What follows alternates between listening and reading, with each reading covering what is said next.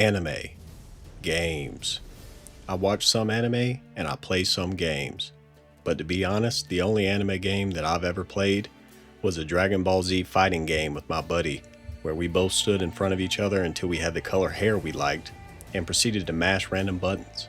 It seems like for every popular anime, there's at least one of these types of games. Or more than one. Jesus Christ.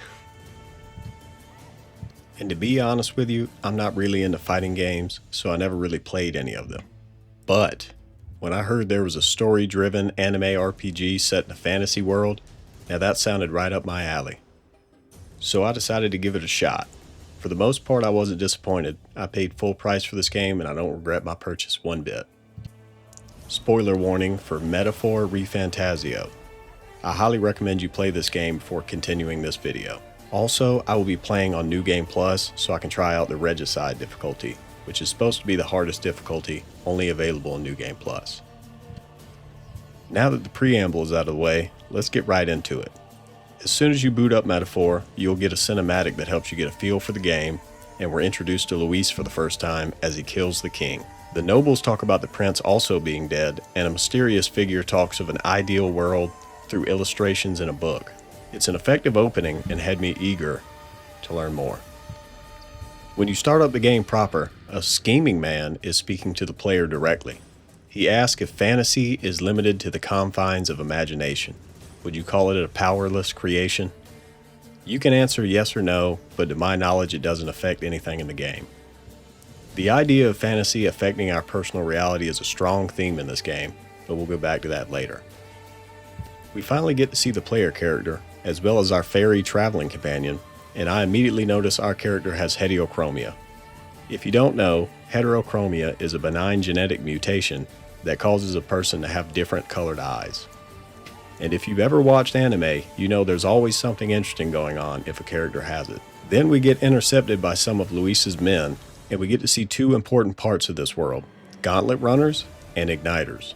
They remark that we are an Elda, insinuating that our race isn't often seen around this area. This scene also shows that we are very attached to a book we are carrying, as we give up our coin without much convincing, but refuse to give up the book. A red-haired lady with long ears skewers Luis's men, and we have a big fall. We wake up to Gallica talking about our mission, and it becomes apparent that we have amnesia, which is a pretty contentious device used in a lot of stories. I personally don't have a problem with it, as long as the payoff is interesting. Foreshadowing. She also remarks that we should keep our identity hidden. When we finally get control of our character for the first time, we have a section where we have to run past enemies that are too strong to fight at the moment. Gallica reminds us that we have to head to the royal capital and enlist as a guardsman. She then casts a spell on us to inspire us, but it seemingly does not have any effect. We run away from some sandworms and we get a cutscene telling us that there are 8 tribes and 3 nations that reside in the United Kingdom of Acronia in the year of 785. The king's death has caused dissent among the tribes, and another little detail is that this is not the same narrator from earlier. It is a woman's voice, which isn't revealed until later. We finally make it to the city and it looks great, except for the hangings in the square. This Parapus is being hanged for misuse of an igniter, and this is our first glimpse into the hierarchical structure of the races in this world. Gallica remarks on the diversity in the city, but it's mainly 2 races, the Clamar and the Rusans. We hear 2 ladies gossiping about the king's death being an assassination, just as the prince's, and 2 men are talking about how the city guard aren't what they once were. We then get a flashback of 2 old scholars giving us our mission with the prince laying motionless, surrounded by floating briars. We run into a store that sells magic igniters and we are approached by the owner of the igniter shop, and she tells us about the royal scepter, which was apparently so powerful the king used it as a nuclear deterrent. And another tip for anime, if you've ever seen a character that looks well animated and interesting, you're going to see them again. We head to the recruitment office and we are introduced to the captain and Clamar from a noble family. This scene does a great job characterizing the captain as an overly prideful and bombastic Clamar, and the young nobleman as a quick-witted Clamar that doesn't care much for the chain of command. As a side note, the Clamar with the afro has a really cool design, and it's a shame we didn't really get to see much from him aside from this scene. Our interview is next, and the captain remarks that he thought that the Elda had gone extinct. We can give him our reason for joining the guard and our skills, but it doesn't really have any consequences no matter what you pick. Then we get to name the protagonist, and I name him Geralt because I'm a simple man. We then wait in line for our gear, and the guy behind us decides to confront us, and the nobleman steps in. The Rusant claims that he is a pre-Rusant strength, which just seems like a throwaway line since there doesn't seem to be much physical difference between the different races. We then get a standard issue igniter and a map, which seems to be very rare commodity in this world. We then get our orders to head to the northern fortress for training or torture, probably torture. We talk to Gallica and learn that our village was burnt down when we were a child, and we read our first chapter of the book with Gallica. The book details a world with only one tribe, no discrimination, and no magic. It's pretty obvious it's our world, or at least a very idealistic look at our world. We wake up and get a scene of the protagonist and the prince, which gives us some insight on the morality of the prince. He wants a kingdom built on equality, and this cutscene also has some intentional inconsistencies that will be addressed later. Finally, we head for the border and get an overworld screen that gives us information on where we are going and how long the journey will take. Once we get to the fort, we're finally formally introduced to the nobleman Clemar. He says his name is Leon Stroll, son of the Count of Halia, and we tell him we are Geralt of Rivia. Then suddenly a wounded soldier approaches and falls after warning of an attack at the fort, falling unconscious. The brave captain declares he will stay behind while we do the fighting. We head to the fort to join the fight and are met with a grotesque monster destroying the soldiers inside. This creature is a human, and on my first playthrough this had my interest piqued. We head onward and encounter a smaller human that acts as the game's combat tutorial. There's two types of combat in Metaphor: overworld combat, which is hack and slash with a dodge roll to avoid damage, and turn-based combat, which has a lot more variety later in the game. For now though, you have a regular melee attack that is low damage, but uses no MP, and skills that are normally more powerful. I mean, we're using the igniter right now, but we'll get skills that actually use MP without an igniter later. We fight through the castle until we reach the top and confront the human. And I have to say, the monster design is fantastic in this game, and it looks so cool and grotesque. We attack it a few times, and it's pretty clear that we're not going to beat this thing in our current state. Stroll offers to hold it off, but we luckily get a call from the lady from the intro, and proceed to have the most metal power-up I've ever seen in a game.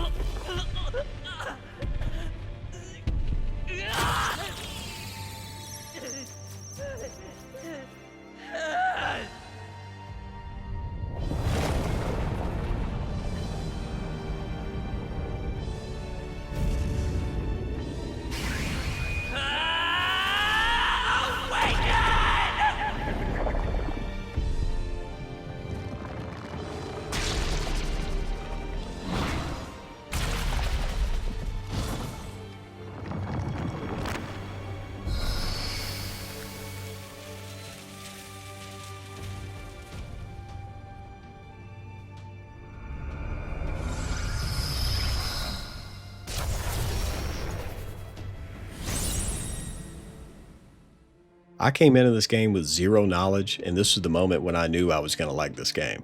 But like I said, this is New Game Plus, so I carried over Cyclo in the new game, so I killed it in 2 turns. Then the lady in our head tells us that we have awakened the true spirit of a hero. We meet our contact Grius, who shows up once the fighting is over, of course. Then we get out of the castle.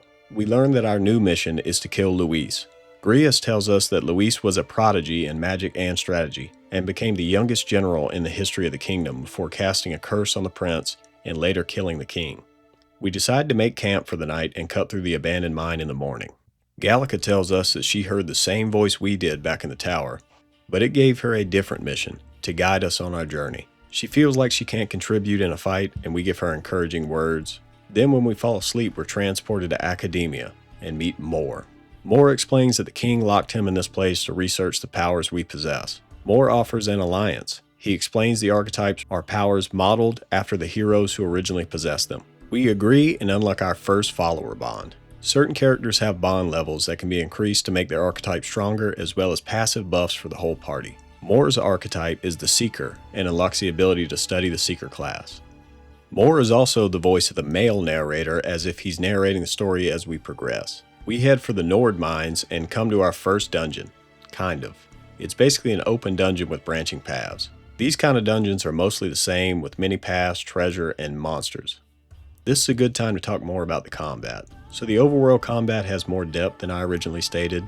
In overworld combat, if an enemy is 3 or more levels lower than you, they will show up with blue text when using Gallica's fairy sight, and can be killed in a couple of hits in the overworld combat. Also, if these enemies hit you in overworld combat, you will not be forced into turn-based with them. If an enemy is 2 levels higher or lower to your level, they will have a yellow color text in Gallica's fairy sight, and if they hit you, they will ambush you and get a free hit on the first turn of turn-based combat. These enemies can also be hit enough to break their posture bars to force them into turn-based combat while you take a chunk of their health and start combat with an ambush attack.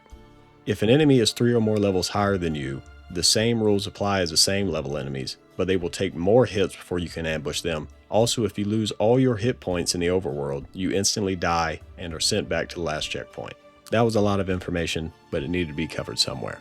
Anyways, we make it to the end and get ambushed by a couple of guardsmen, and I ignore the tutorial on guarding and die. I guess I forgot I'm playing on Regicide. Guarding greatly decreases the damage a character takes if attacked and protects you from getting hit by your weaknesses. To be honest with you, I beat this game twice and I don't think I ever used it once. This tutorial also explains that in turn-based combat there are 2 rows, a front row and a back row. Characters in the front row do increased physical damage but take full damage from enemies. Characters in the back row do less physical damage but take reduced damage from enemies. Grius barely solos the fight for us and we finally make it to the entrance of the mine. We encounter more soldiers as we head deeper in the mines and we find the Michelin Man himself is evil. Yeah, I feel like everybody saw that coming. He reveals himself as a Luis supporter and that he was the one who refused aid to Stroll's village when a human attacked. Our boy Stroll doesn't like that much, so he has his own metal awakening, unlocking the warrior archetype.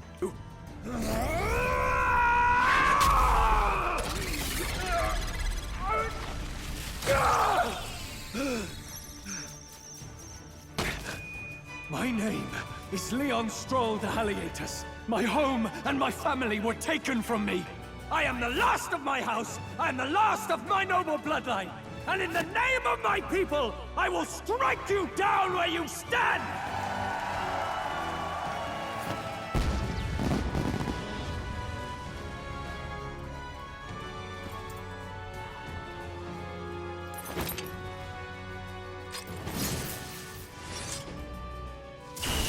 Come! I will show you a world with honor! I die again and the rest of our team easily defeats Captain Klinger. And with that, Stroll's bond finally unlocks, allowing us to study the warrior archetype. We are then transported to Academia, but with Gallica this time. And when I first played this game, I thought only I could hear Gallica because of how often people ignore her. Hey! You gonna talk to me or just at me? We meet again, my friend. Though admittedly sooner than I'd expected.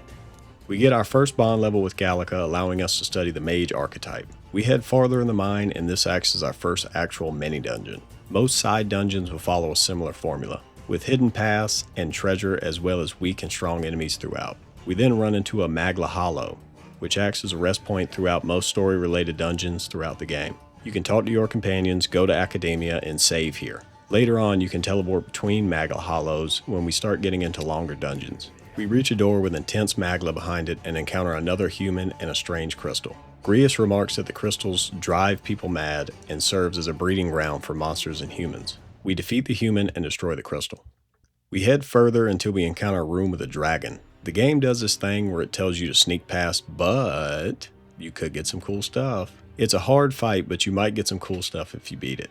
I don't know who in their right mind wouldn't fight a dragon in a fantasy game, but I fought the dragon. Even when you beat it, the game makes a point to tell you that it's a smaller one and you didn't kill it, you only drove it off. It's pretty obvious dragons are fierce creatures in this world, but we get a really cool fire sword for beating it and a small rant incoming. For this fight, the game lets you know that this is an optional hard fight and rewards you whenever you beat it. But later the game does this again, but there is actually a pointless fight, which I remember being kind of disappointed by. This is the only time in the game you're really rewarded for taking a difficult fight that's stated to be optional. Another thing to address here is that the way New Game Plus works in Metaphor is kind of weird. You carry over all your weapons and items for the first playthrough, and there are no upgrades to weapons you get in New Game Plus. So the sword I got from killing the dragon in New Game Plus is like 300 damage points lower than Stroll's current weapon. Basically every weapon you get in New Game Plus you would just sell because you already have the best weapons. This also messes up the challenge of the combat. Because I had the best gear in the game for each of my characters, I didn't have a single difficult fight until the late game. Mind you, I'm on New Game Plus on the hardest difficulty. I guess it did let me experiment more with classes without having to worry about winning fights, but I don't really know how to feel about the way they handled New Game Plus. We head on, and regardless of whether you beat the dragon or not, you get forced into a running section as you flee the cave from the dragon. There's a few of these in this game, and they're not bad, they're just not great either. We set up camp for the night and see a flashback of the prince's attempted assassination. Grius and a red-headed lady that looks very familiar do the best they can, but a mage hits the prince with a spell and flees. But I will say that the animation is very good in this cutscene. Also, the dub actors do a fantastic job. Mor decides that we aren't allowed to sleep again and tells us to gather allies. We finally make it back to the capital and we see the red-haired knight once again talking to a guard. She's made the trip for the king's funeral, which she remarks brought quite the crowd to the capital. We head down through the slums to the Hush Honeybee Inn where we find Fabian, the owner of the inn, and Maria, Grisa's daughter. We share a meal and head upstairs to go over the plan. Yeah, the plan is basically just Grius running straight at Luis and trying to stab him. What could possibly go wrong? Grius leaves to go prepare for tomorrow, so we offer to teach Maria how to read. This is a pretty cute scene. We also get our first rank of Maria's bond and unlock the healer archetype. I remember being surprised how well written Maria was. I feel like we don't get to see very many well written children in fiction, but maybe that's just me. The next morning we get our final orders to dress up as guardsmen to cause a distraction for Grius. We stop by Academia and pick up a quest from Mor. Mor's follower bond progresses differently than other companions. He will assign quests to level up a certain archetype. Since I was on New Game Plus, the first couple auto-completed. After you get the healer class to level 10, Mor will gain some of his memories. He recounts how he used to research archetypes in the past, and that's why the king forced him to stay in Academia and research archetypes for him. With rank 2 of Mor's bond, we get a reduced mag cost for the seeker archetype and the ability to inherit 2 skills. I guess I should explain skill inheritance. You can unlock and use any class for any character. If you unlock multiple classes for one character, you can inherit skills from the other studied archetypes to use for that character. It's a very cool system that allows a lot of player freedom. Oh yeah, and mag is the currency for studying archetypes and inheriting skills. It's curious how we have a follower bond with everyone we've met except for Grius. I'm sure it's coming later though. Anyways, on to the Grand Cathedral to definitely kill Luis. At the Grand Cathedral, we get a cutscene where Luis flies down from his gauntlet runner and loudly speaks ill of the dead king and drops a giant human into the crowd. Talk about an entrance. I will show you truth! The truth of reality!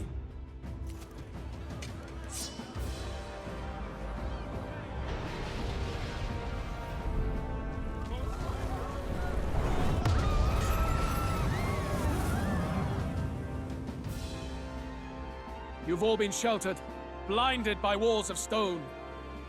Behold a human corpse! They are no mere rumor.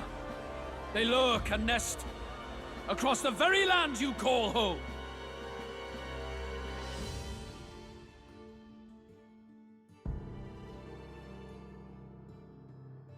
A fortress at the border was raised by a human mere days ago.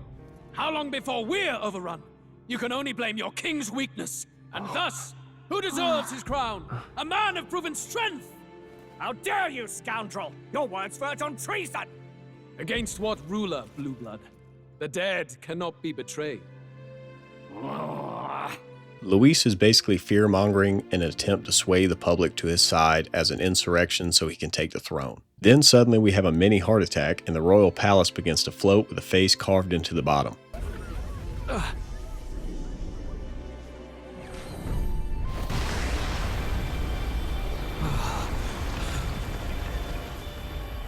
Such power. It can't be. Oh. The palace!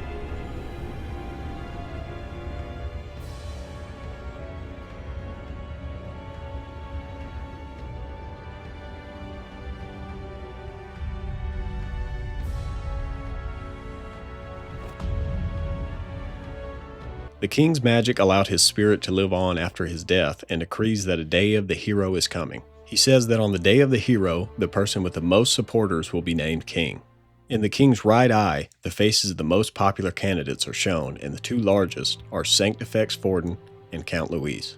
Then while Luis's back is turned, Grius goes in for the kill, but the king's magic puts him in shackles and Luis finishes the job.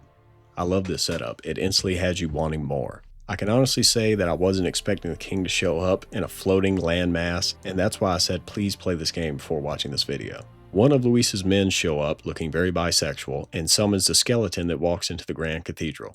This battle adds another mechanic. If one of your party members get critically hit, they have a chance to get anxiety. This causes them to not listen to your commands. Also, enemies that target the character won't lose one of their turn icons. We finally formally meet Hulkenberg, who also knew Grius, so she trusts us immediately. We head inside the Grand Cathedral with Hulkenberg to help rescue the civilians trapped inside. Once inside, we get separated from Hulkenberg, and I'm not going to talk about every fight because this video would be 20 hours long. The main entrance to the Grand Cathedral collapses, and we decide to run out instead of in, so we'll have to find an alternate way in. We learn that Hulkenberg was a personal guard for the prince, and we agree to help her. We head back down the stairs and find Maria unconscious from a blow to the head. Hulkenberg tells us about an alternate entrance through the catacombs, so we head inside. There's another crystal just like the one back in the mines blocking our way, when suddenly Grius appears from the shadows and squad wipes us. We save Hulkenberg and tell her about the prince and our true mission. Hulkenberg gets her metal awakening and takes on the knight archetype. My name is Iselin Pacelli Majal Hulkenberg. I am knight, I am commander, and last of the honor guard!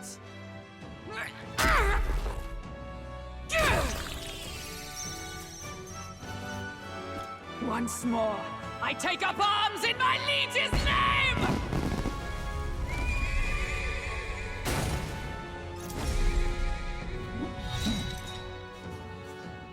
Alcest, I will see you freed. Grius dies for the second time in one day, and this is obviously not the real Grius. Luis's necromancer is controlling his body. Before he dies for good, he leaves the mission and Maria in our care. This scene is alright. It doesn't have much punch for me personally because of how limited time we have with Grius, but it's not bad by any means. We make it back to the Hush Honeybee, and Fabian tells us that Maria is okay, but she has shut herself in her room. She also tells us that Grius left a letter for us to take any of his belongings we can use, and Hulkenberg officially joins the group, unlocking the first level of her bond and the knight archetype. We head back to our room and have a heart-to-heart with Gallica. It's obvious she feels like she's not contributing, so we help reassure her, which leads to unlocking her second bond rank and allows the mage archetype to be studied at a reduced mag cost. We also unlock her follower's echo skill, which lets you fast travel to companions who want to talk to you. I also forgot to mention that Gallica's bond level only increases at set points throughout the story, unlike most other followers. I didn't get footage of this, but this is the first time that the time aspect of the game comes into play.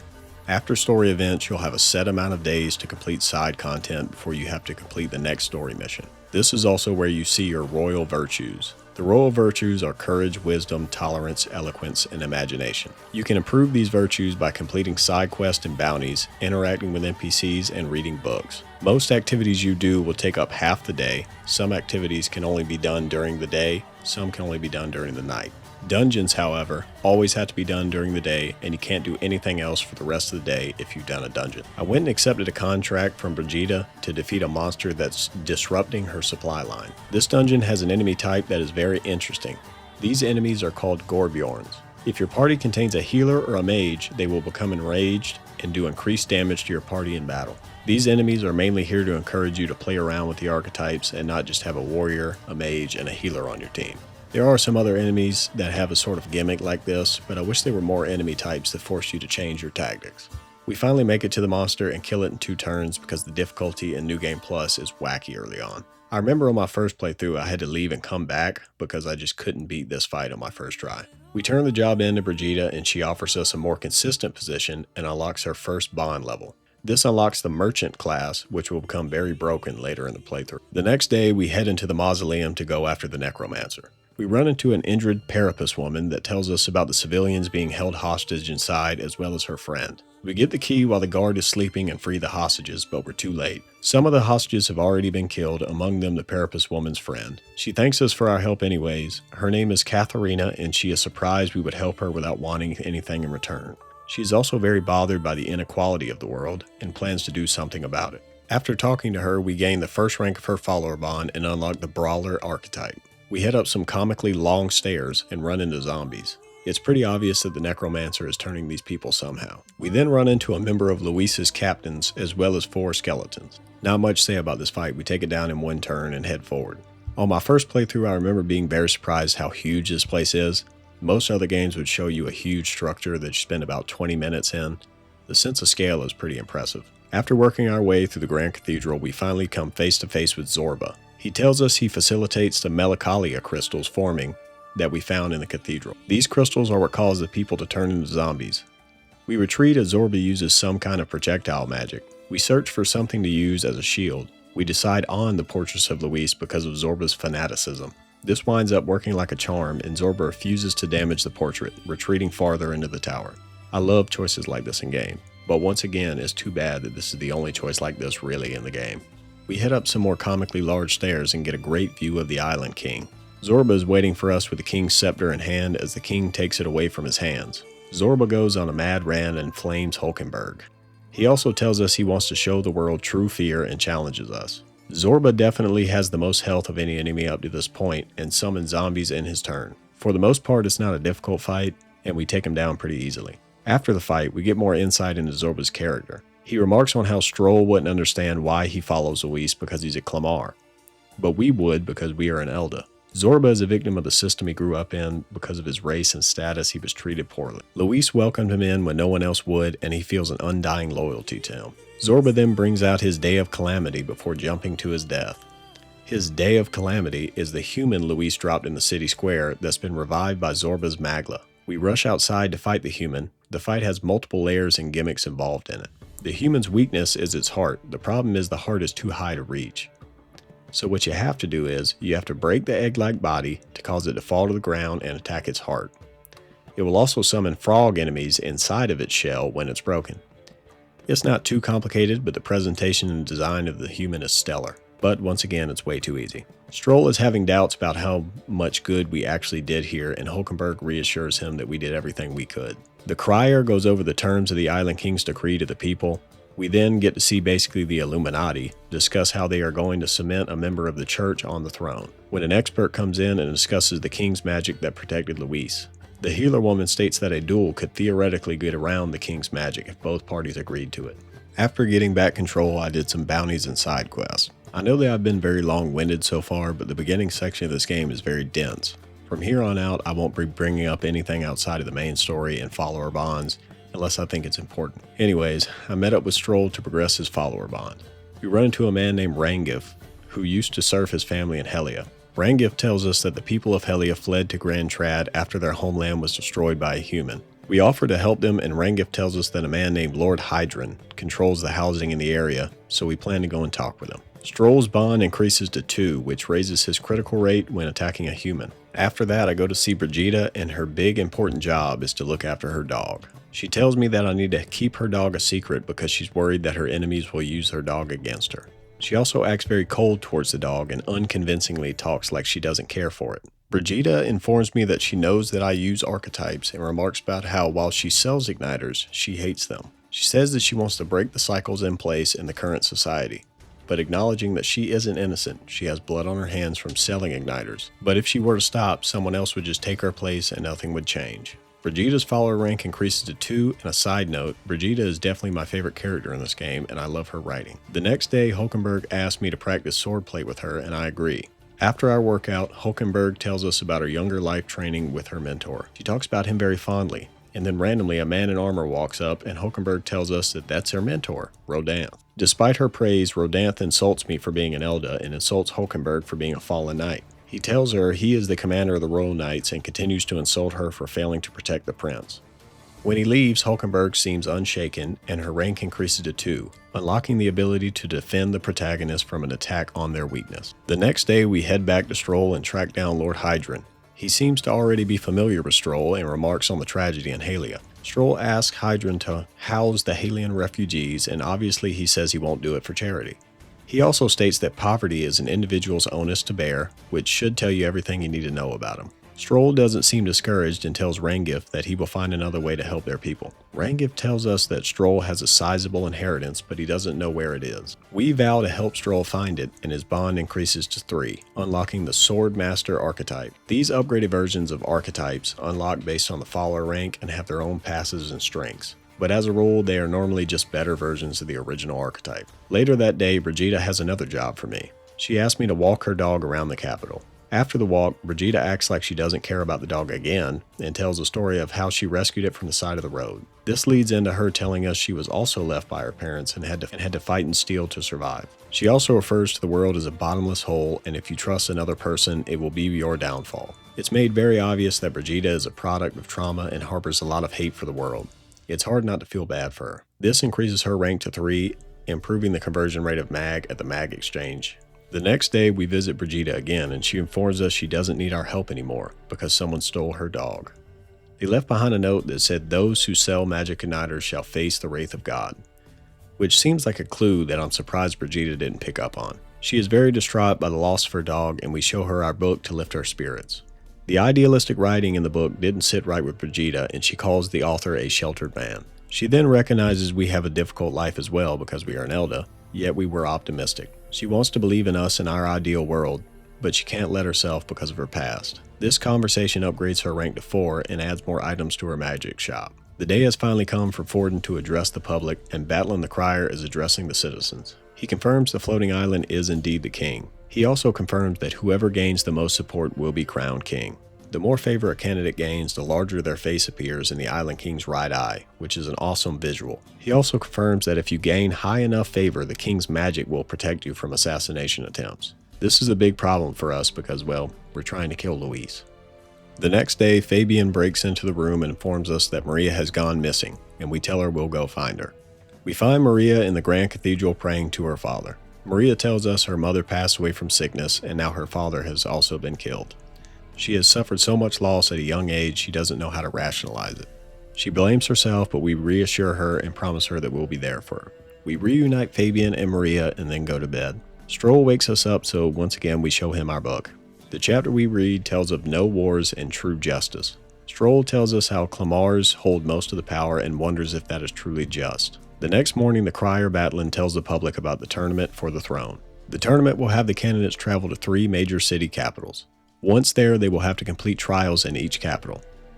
This already shows that while this is advertised as a fair race, the average citizen can't afford to travel for the tournament, and this is before we learn that you really need a gauntlet runner to be able to travel that distance. The first trial is of bravery. The candidates will have to slay a monster and bring the head to Oceania's capital. This also weeds out most people since the monsters in this world are incredibly formidable. We read through Grius' journal and read a passage that tells us that due to the complexity of the spell, he believes that there is a written formula somewhere. So we decided our next objective is to enter the tournament and get Luis's attention so that we can steal the formula from him. Hulkenberg and Stroll also start calling us captain, which is kind of weird, but this might be a personal preference. Stroll and I head to the recruitment office to find a bounty for the trial, and Hulkenberg tries to get us a gauntlet runner. Most of the bounties have been taken by the time we get there, but there is one that catches Stroll's eye. This bounty is a man named Heisme. Stroll believes that the other candidates will go after regular monsters, so if we bring a human head, at least we'll get shock value. It's honestly not a bad plan. The guard captain of Matira overhears us and gives us some more information about Heisme. He also tells us that Heisme is hiding out deep in giant sandworm territory. We accept the bounty and agree to meet him at Martira. Later that night, Maria comes to our room with something bothering her. She knows we are leaving tomorrow, and she states that her father died going after a bad man, and now we're doing the same thing. We promise we won't die because we are the main protagonist, and Hulkenberg comes in with something on her mind as well. She says that the book we carry reminds her of the one that the prince carried. She remarks that fantasy books were mostly banned by the Sanctus Church and wonders why the book bothers them so much. The chapter we read talks of a democratic system where citizens could individually vote for their representatives. After reading, she understands why the church would outlaw these ideas, since they starkly are opposed to theirs. The next day, we get a cutscene of a blonde-haired woman named Juna singing a song. Normally, I hate this kind of thing in a game, but it's actually not that bad, and it doesn't overstay its welcome. It's also apparent that she is beloved by the people. From here, Batlin takes over and introduces the tournament and the different capitals we will be visiting throughout. He announces Forden in dramatic style, then gives his PR speech. Batlin then introduces the Sanctus warrior monk, Godot. He serves Forden and wears a onesie. That's all you really need to know about him. The people call for Count Luis's introduction, but Batlin states that Luis has not entered the tournament, which makes sense because it's pretty obvious that the whole tournament is just a ploy for the church to gain favor. One of Luis's men is in the running, though. Batlin describes him as a godless and fearless man of ambition, Glaudel the Black Hound. We met him earlier in the recruitment office, and it was obvious that he was going to show up again because he was a prick and dressed crazy. He basically just glazes Luis and doesn't do much else. Batlin introduces a few more candidates, but we'll talk about them later whenever we run into them. We finally get introduced, and the crowd absolutely hates us, unsurprisingly. Batlin also tells us that if our Gauntlet Runner doesn't get here soon, we'll be disqualified. Then right on cue, a Gauntlet Runner comes crashing in, and you guessed it, that's our ride. With that, the game begins and we head out. The Gauntlet Runner is your main form of travel. Days and nights pass the same as in the city, and depending on where you're going will dictate how many days the journey will take. While on the runner, you can train your kingly virtues through followers or reading books. You can also wash your clothes, cook meals, sweep the runner, and do follower bond conversations. You can also take baths later on, but we haven't got to that yet. We talk with the pilot of the Gauntlet Runner, who seems to be a bit eccentric. Hulkenberg explains that the pilot is an Ishkia named Nuris. He was heir to the noble family and a personal machinist for the royal family. We then get a flashback to Hulkenberg meeting with Nuris at his workshop. This flashback helps to characterize Nuris as a man who's utterly obsessed with his work and that doesn't do much else. Hulkenberg then convinces Nuris to aid us on our journey to save the prince, while berating him for getting carried away with the prince's Gauntlet Runner. We then make a detour to the Tree of Prophecy. This is an example of a cool looking still shot that you can encounter when you're traveling. The group will talk about the lore around the area, and Nuris will sketch a picture of the scenery that you can bring back to Maria. We then stumble upon a dispute between two candidates. The Gauntlet Runners belong to the warrior monk Godot and Glaudel. They are intentionally attacking each other's Gauntlet Runner specifically so they don't initiate the king's magic. We interfere to save Glaudel so that we can gain favor with Luis and have to fight Godot. You can't attack him directly here because of the king's magic, so you have to take out his men. After you take out his men, he just retreats. Glaudel is predictably not thankful, and Juno was also on Glaudel's Gauntlet Runner. Nuris fangirls over Luis's Gauntlet Runner. Then Luis comes down to question us. We tell him we are candidates, and this is where the dialogue options get really bad, because the game will literally not let you pick the wrong choice here. If you don't pick the right one, your inner monologue will tell you to try something else. The correct answer is to tell Luis that we have entered the trial to serve him. Luis tells us to prove our power in Browhaven if we want to work for him. Then we set off on our bounty. On the runner, Nuris tells us civilization before ours was incredibly advanced and relics of the old world still remain and hold power. He talks of a world full of machinery and convenience. Sure sounds like our world. Weird. He tells us that this civilization suddenly disappeared overnight. He then asks us to find relics in our travels and bring them back to him. We make it to Martira where Barden is waiting for us. He tells us that a woman named Lady Joanna rules Martira and is a sanctress for the Sanctus Church. Barden's lieutenant named Morris chimes in and seems like he's distrustful of us. We then head into the inn and eat some of the local cuisine. Hulkenberg loves the cook Samwern because she's basically a garbage disposal. Barden then gives us more details about Heisme.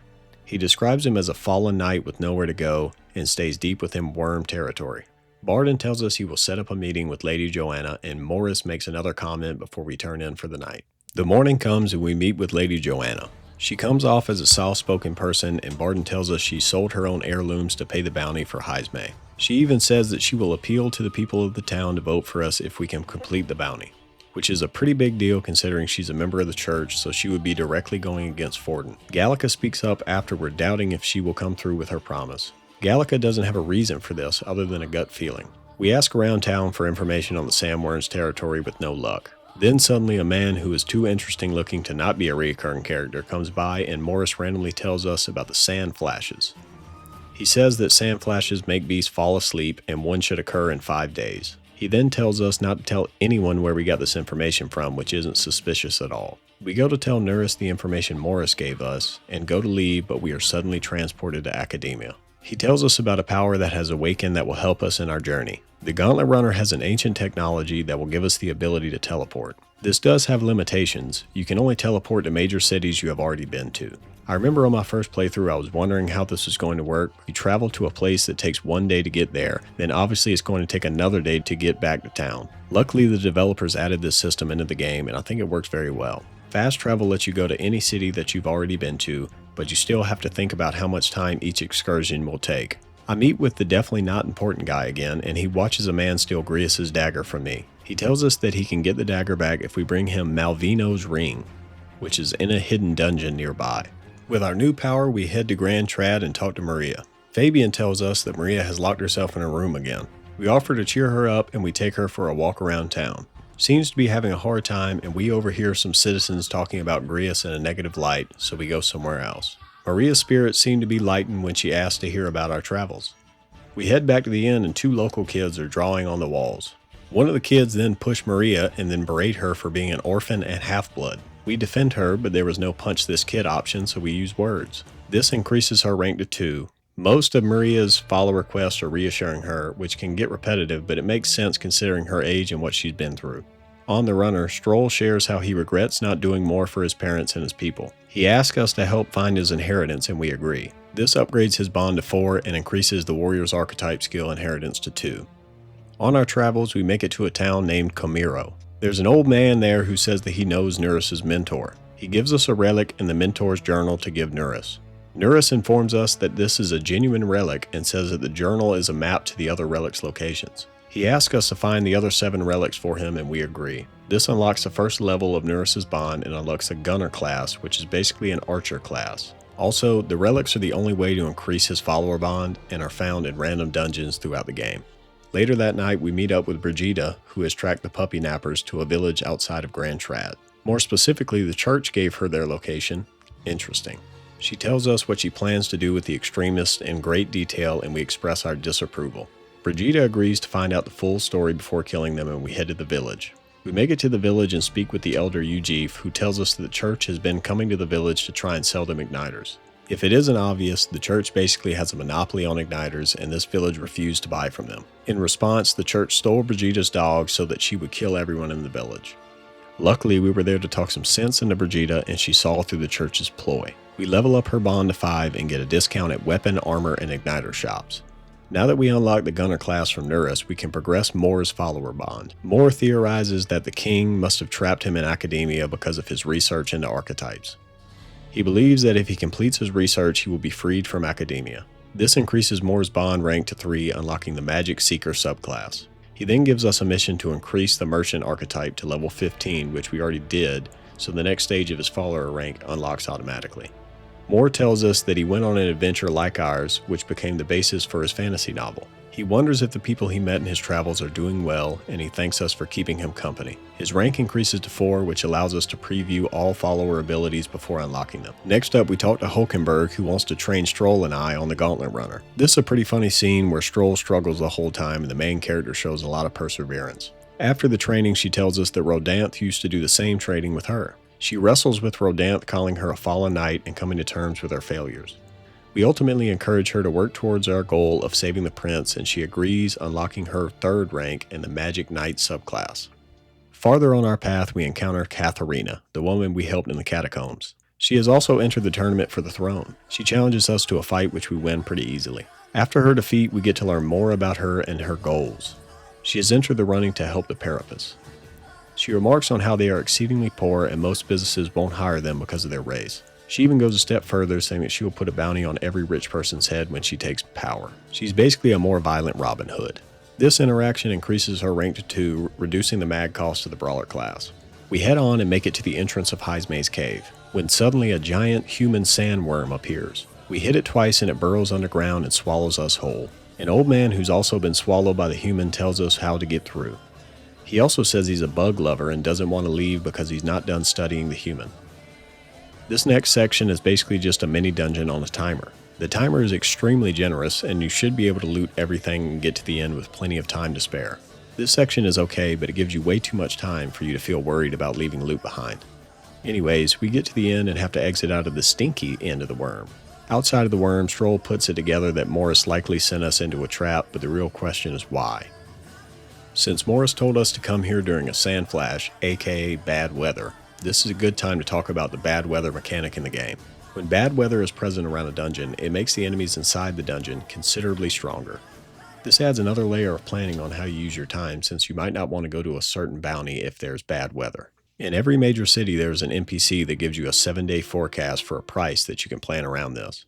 There's also a character later in the game that can control the weather in an area in exchange for rare cooked meals. We make it into Heismay's cave and see a small tent with small tracks leading to it. Then suddenly we are attacked by the human again, but someone out of sight protects us. The man protecting us is Heismay, a Ujif that used to be a part of the Shadow Guard. He challenges us to a fight and creates duplicates of himself.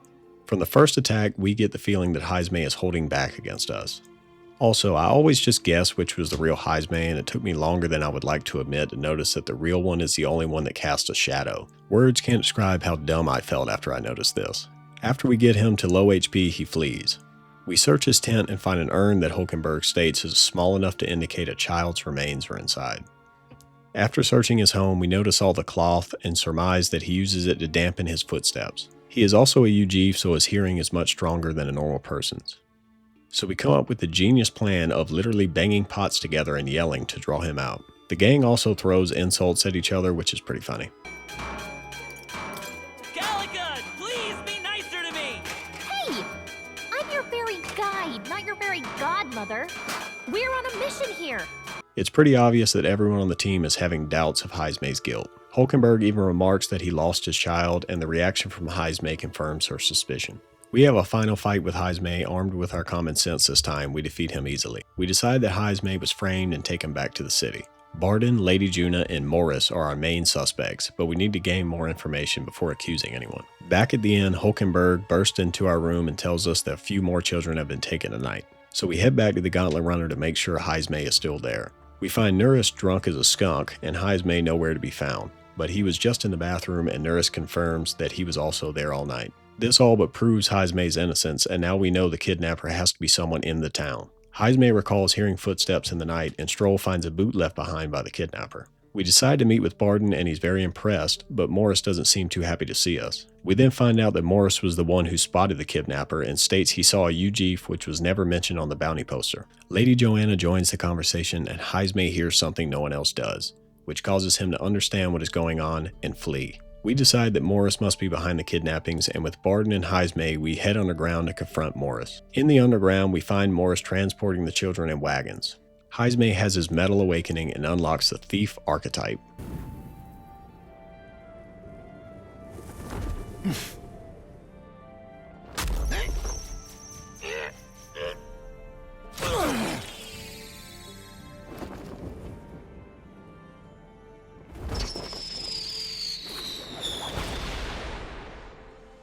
I am Heisme Noctul. I believe the arc of life depends not upon birth. By these hands, soiled or sinless, I fight!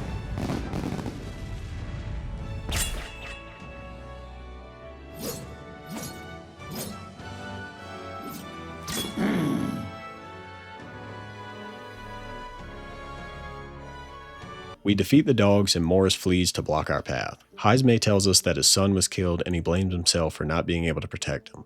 We save the children and give Barden the rundown on Morris. Barden also tells us that Lady Joanna has conveniently gone missing as well, and Heisme officially joins the team.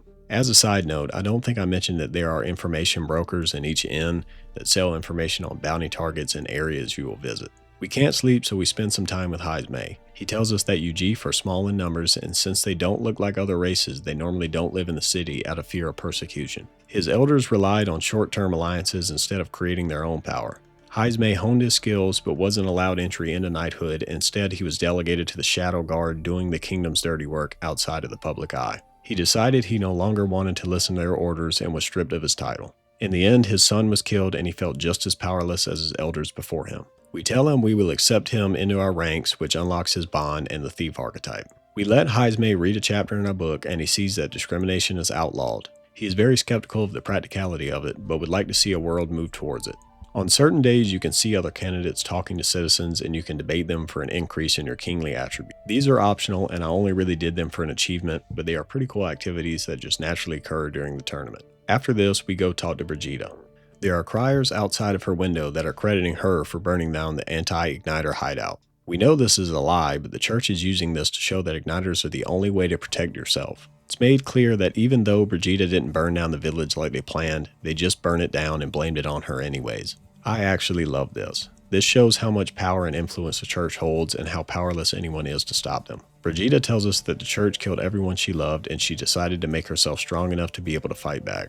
She started working with the church to try and destroy them from the inside, but ultimately she is a pawn to them and we try to get her to keep fighting. This increases her bond to 6 and significantly improves the exchange rate at the mag exchange. On the road, we get boarded by Goddard, another candidate. He talks down to us because we are young, even going as far as only taxing the young to bankroll the elderly. Most of the other candidates come off as pretty interesting, but Goddard just seems like kind of an idiot. When we get back to town, we bring the man the ring, and he finds the thief that stole Grius' dagger. Cuculus tells him a lie that his father has a strange illness that needs a herb from Virga Islands to treat. He offers to get the herb for the dagger, and he agrees. He's shown as a silver-tongued thief whose actual intentions are shrouded in mystery. He offers his help in exchange for information and tells us his real name is Alonzo. He tells us that kindness is weakness, and we decide he could be useful to us. This unlocks the first level of his bond in the Faker archetype. The Faker is basically a class used to buff your teammates and put debuffs on enemies. Brigida also wants to talk with us, so we head over to meet her. She takes us to a building she is using to research non-violent uses for igniters to get back at the church. She also tells us that the monster we killed was disrupting her supply line for the non-violent prototype igniters. She tells us that she's counting on us to make the throne and support her since the church will likely try to assassinate her. Her hope in us increases her rank to 7 and gives us a chance to receive a care package with money every day. She also tells us that she's going to take in the victims of the igniters and offer them a job in her shop. The next day we go to see Maria and offer her to go shopping with us. On our way we run into a young homeless boy and offer to give him some bread. The boy's parents were killed and he escaped from the merchant who was trying to sell him into slavery. Maria asks us if she will end up like him because she's also an orphan. We reassure her that Miss Fabian won't let that happen. She then asks us if we can take her with us. We tell her she's a good kid and she's not a burden on Miss Fabian, and her rank increases to 3, unlocking the cleric subclass. The next day we go back and talk to Maria again.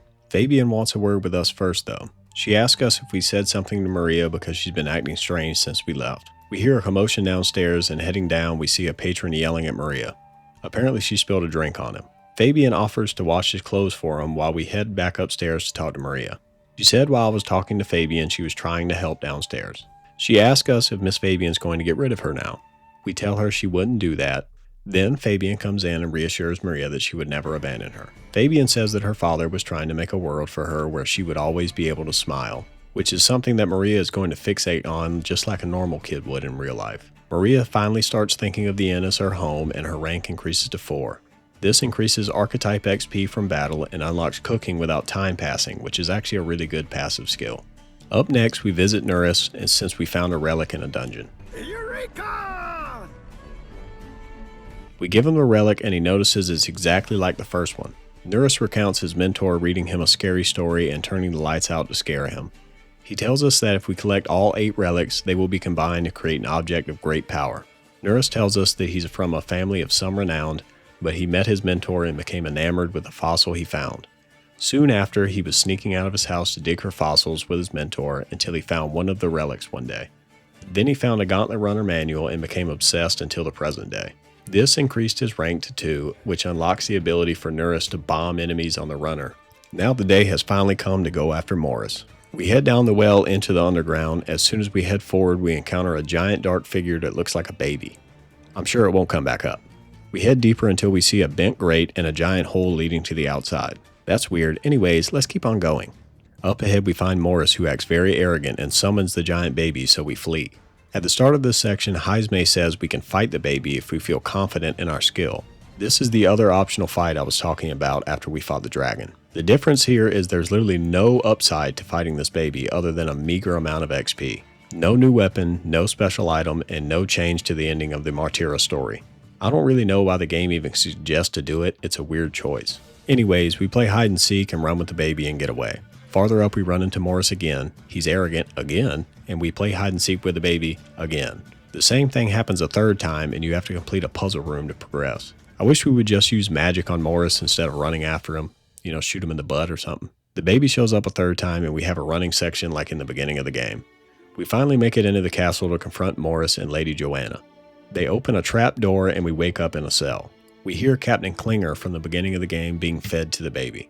I guess they didn't know we had a pocket fairy though, and Gallica just bust us out. This next section has each member of our team being held in cells that are connected to cells with monsters in them. When you open the cell, you'll have to fight the monster in the connected cell. I see what they were going for here, but the lion monster is the only difficult enemy, so you just have to release Stroll last. Once again, I'm playing the hardest difficulty possible, and this still isn't a hard choice. Farther up, we reach a room with a broken crib, and we learn that Lady Joanna never had a husband and had a baby out of wedlock. The father was a foreigner, and their baby would never be accepted in Martyra. Joanna was going to announce the child anyway, but before she could, the nanny they hired killed their son in the crib. Joanna's family is implied to have something to do with it, and her lover was banished from Martira. We head into the final confrontation with Morris and see the baby in all its glory. That's right, Lady Joanna tasked Morris with kidnapping the children to feed to the human that Lady Joanna is treating as her replacement for her son. Then Joanna feeds Morris to the baby. Joanna then goes on a rant about how terrible people are, and Heismay acts like he's able to sympathize with her. And I'm going to be real here, throughout Heismay's speech my eyes were about to roll out of the back of my head while he tries to redeem Joanna. Joanna goes full crazy and sicks the baby on us. The only real positive I can say for this section is that the human design is stellar as always, and the boss fight is pretty well done. At least it was well done in my first playthrough. This fight is like every other fight in New Game Plus, just stupidly easy. I would have beaten this fight in 2 turns, but the game literally won't let you win until Joanna is able to heal the human. This fight has a mechanic where you can target its eyes to stop it from being able to give you debuffs, but it didn't really matter. After defeating it, the team convinces Joanna to set aside her ways and voluntarily bring herself to Brawlhaven to be sacrificed. But I honestly just don't care. This part of the game has the only writing that I actively hate. This woman is a literal serial killer of children, and all the other characters act as if she made an oopsie.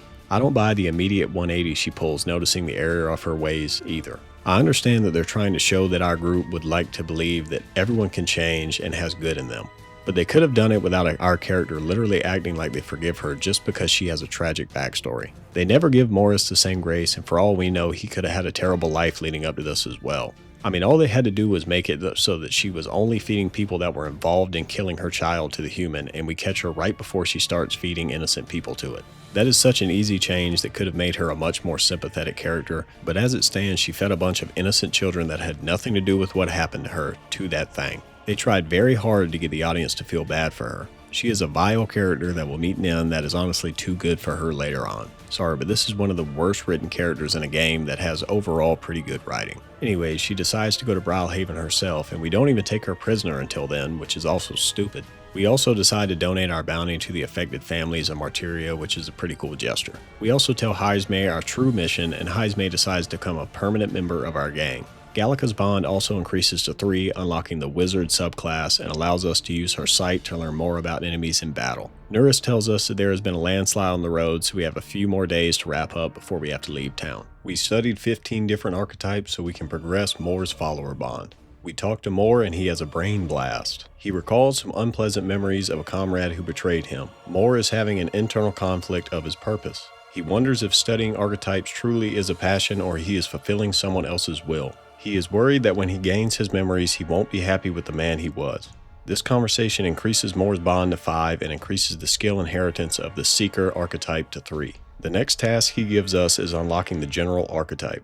Next up, we visit Hulkenberg and we agree to buy practice swords in the capital with her. In the square, we find Rodanth about to hang a member of the military police for slandering the Royal Knights. We object, but the man is hanged in front of us. We confront Rodanth, who plans to hang anyone who commits treason. He threatens to hang us as well, then walks away. Hulkenberg admonishes his actions and tells us power should be used to protect the weak. She asks us to remind her of the purpose if she ever strays from the path, and we agree. This increases her rank to 4, which increases the skill inheritance of the knight lineage to 2. She alludes to being partly to blame for Rodanth's brutality, and we spot a suspicious man who seems to be eavesdropping on us. Back on the runner, we talk with Heismay. He trains us, which doesn't really work because his movements are too fast for us to follow. We finish training and head back to his tent where he remarks that the spirits here are not as good as back home. He tells us he hasn't been back home in a long time and tells us about the Ujiv custom of cremation. He tells us that he has to find a place to bury his son's bones so that his soul may rest. We decide to help him, increasing Heismay's rank to 2, which unlocks the ability to see the location of strong enemies in the dungeon. The next morning, we see Batlin updating the people about the Gauntlet Runner skirmishes and duels between contestants. He tells them that a few candidates died while going after their bounties and some who dropped out of the race voluntarily. Batlin remarks that Luis is unbothered by the tournament and continues to hunt humans throughout the kingdom. And even without official entry, Luis's support is still growing. Back on the Gauntlet Runner, we head for Brawlhaven. On our travel, Hulkenberg tells us about bath salts, which we can find throughout the kingdom. These can only be used while bathing at night on the Gauntlet Runner. Bath salts increase certain stats, max MP or HP. We come across a destroyed village that reminds Stroll of his home. Stroll tells us that the same magma crystals appeared around the village after the human attack. Farther up, we run into Katharina again. She challenges us to another fight, which is more of an annoyance than a challenge, and tells us that if we lost to her, she would also ask us to join her. After the fight, another papyrus named Eurydice, however you say that, calls for Katharina and tells her that a large group of papyrus are migrating to rob people for food money. Katharina gives them the bounty she earned and they are grateful. She tells us that she's not sure if her murder Robin Hood plan will work, but she can't think of an alternative. We encourage her to try to help everyone until everyone is equal. Katharina's rank increases to 3 and we unlock the Pugilist subclass and increase our bounty payout. Before we make it to Brawlhaven, Heismay tells us that Hulkenberg is from a prominent family in Ontario. Hulkenberg tells us that she hasn't seen her parents since she left her home long ago.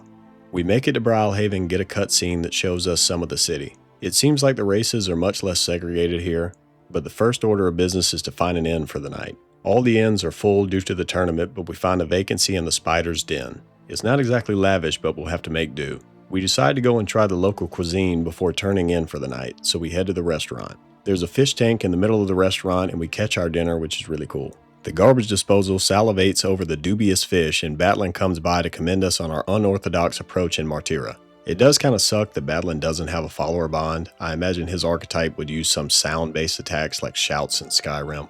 We turn in for the night and plan to go meet up with Lady Joanna and Barden in the morning. In the morning, we head to the runner and find Nuris drunk again. Barden and Lady Joanna appear, and this scene is mostly just the group acting like they feel sorry for her, and I already talked about this, so I'm not going to talk about it more.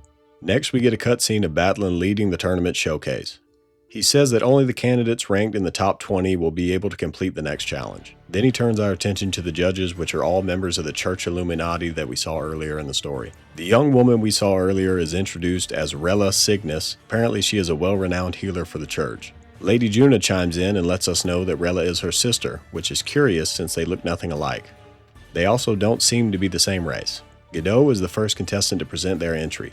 He brought a giant fish that he says will be used to feed the poor. He says that he went this route to avoid needless killing. This is incredibly performative since, by his own logic, he values a monster's life over a sea animal. It fits his character well since he tried to kill us for views, so it's nothing but posturing for votes.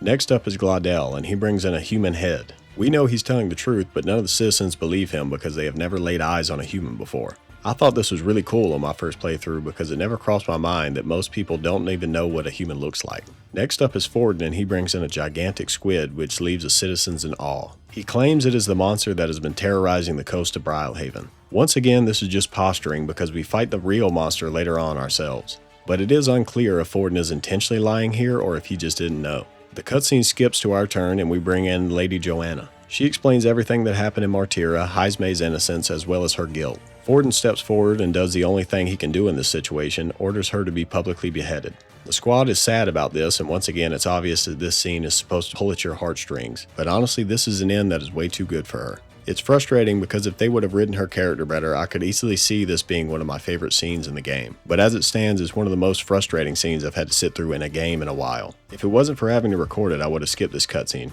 The trial comes to an end and Luis and his men come pay us a visit. The small one is Fidelio and the tall one is his brother Basilio. Luis compliments us on the show we put on and Lady Juna tells us that Luis will send a message for us later. Back on the runner, we go over what we know and assume that Luis must be keeping the formula in his gauntlet runner. The next scene we see is the Illuminati and Forden upset about how the challenge ended. Godot proposes that the next trial will force the candidates to hunt down divine relics for the church. These relics are worshipped by the pagans of this world, which directly oppose the church. This is basically like killing 2 birds with 1 stone for the church. They get to screw over their enemies and obtain relics of great power. Rella raises concerns that one of the contestants could find a relic that could bypass the king's magic. Foreshadowing. They dismiss her fears and order her to go out and convince people to support Forden. Nuris tells us that one of Luis's men left us a letter to meet him at the Night Prowler, which is a sketchy bar outside of town. We head to the Night Prowler and meet with Fidelio and Basilio. Fidelio asks us what kind of king we want to be and we tell him we don't want to be king. Then Basilio asks why we want to serve Luis and we tell him that we are in love with Lady Juna because dialogue options don't matter. At least this is actually a pretty funny choice.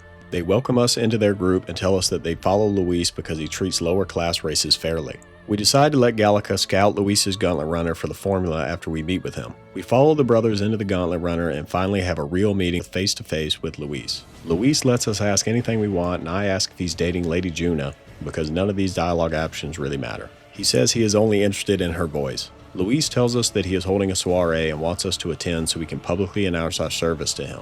We switch to Gallica's perspective as she witnesses Juna exiting Luis's private quarters. She lies to the guards and seems to be holding a formula we're after. Gallica is too small to carry back the book, so she returns to us in the location of the formula.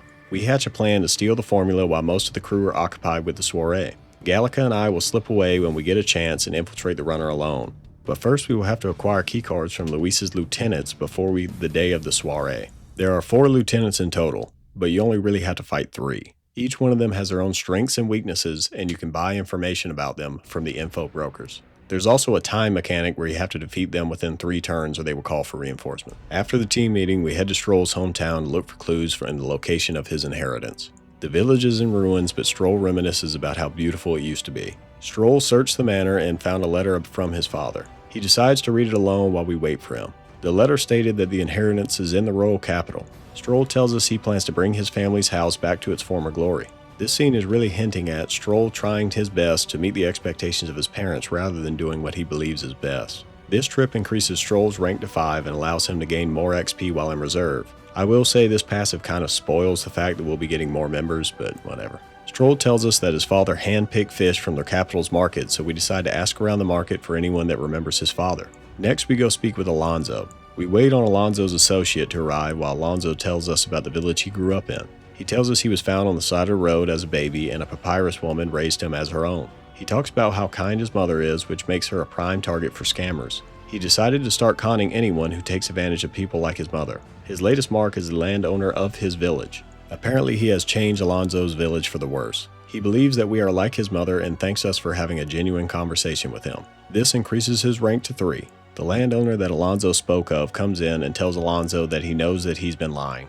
The landowner tells Alonso that he should check on the state of his village and his mother. Then Alonso just lets him walk away for some reason. We go with Alonso to his village and find it in flames. Tragically, we also find his mother near death. She tells Alonso to live on before succumbing to her wounds.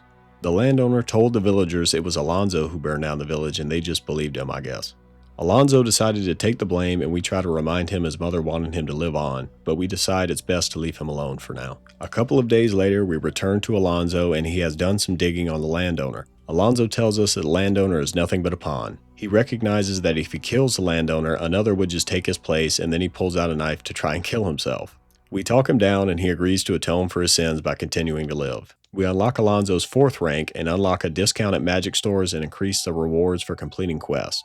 Alonso thinks of a scheme he can do and asks us to come visit him again. The next day we find the fishmonger in the market and ask him about Stroll's father. We prove that we know his son and the fishmonger tells us that there is a merchant that knew him close by. We convince the merchant we're familiar with Stroll's father by asking if the fish stink when he brought him to the market.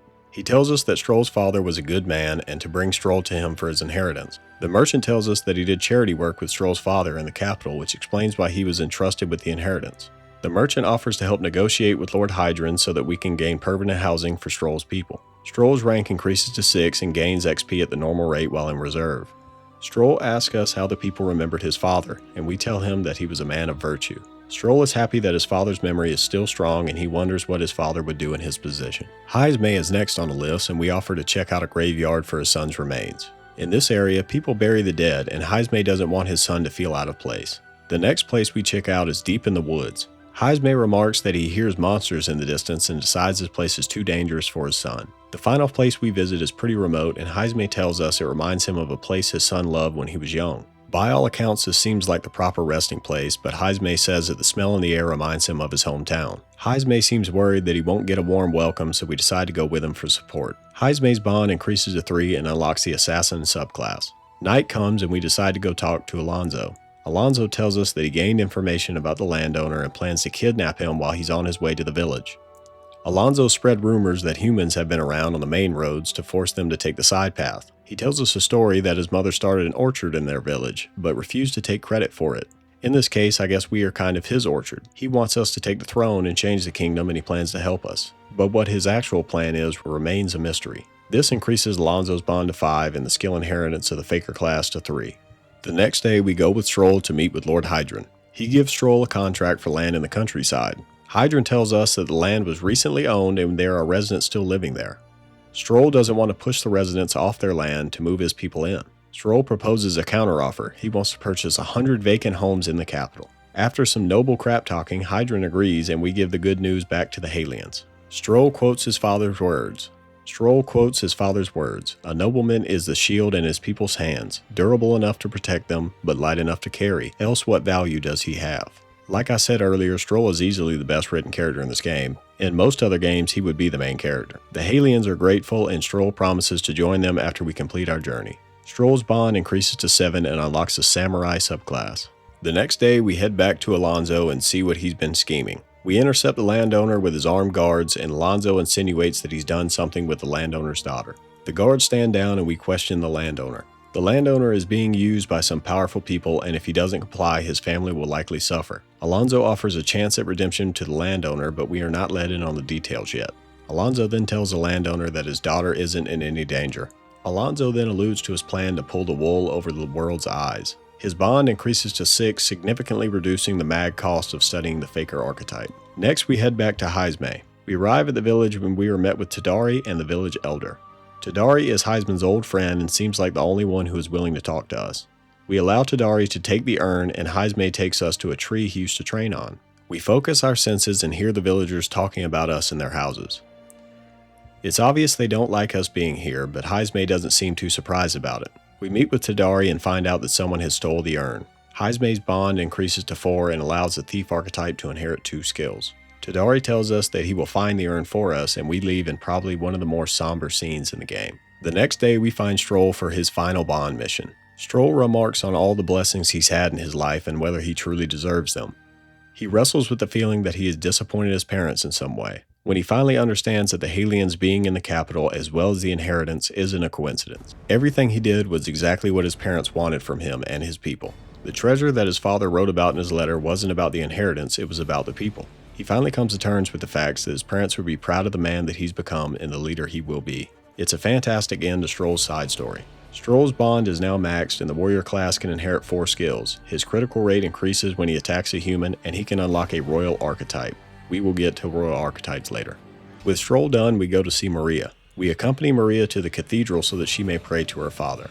She tells us that she apologized to her father for thinking he abandoned her. She asks us if she could do her father's job. We tell her that she can try to make people around her smile. She wants to make a new sign for Miss Fabian's Inn, and we tell her that we know a man for the job.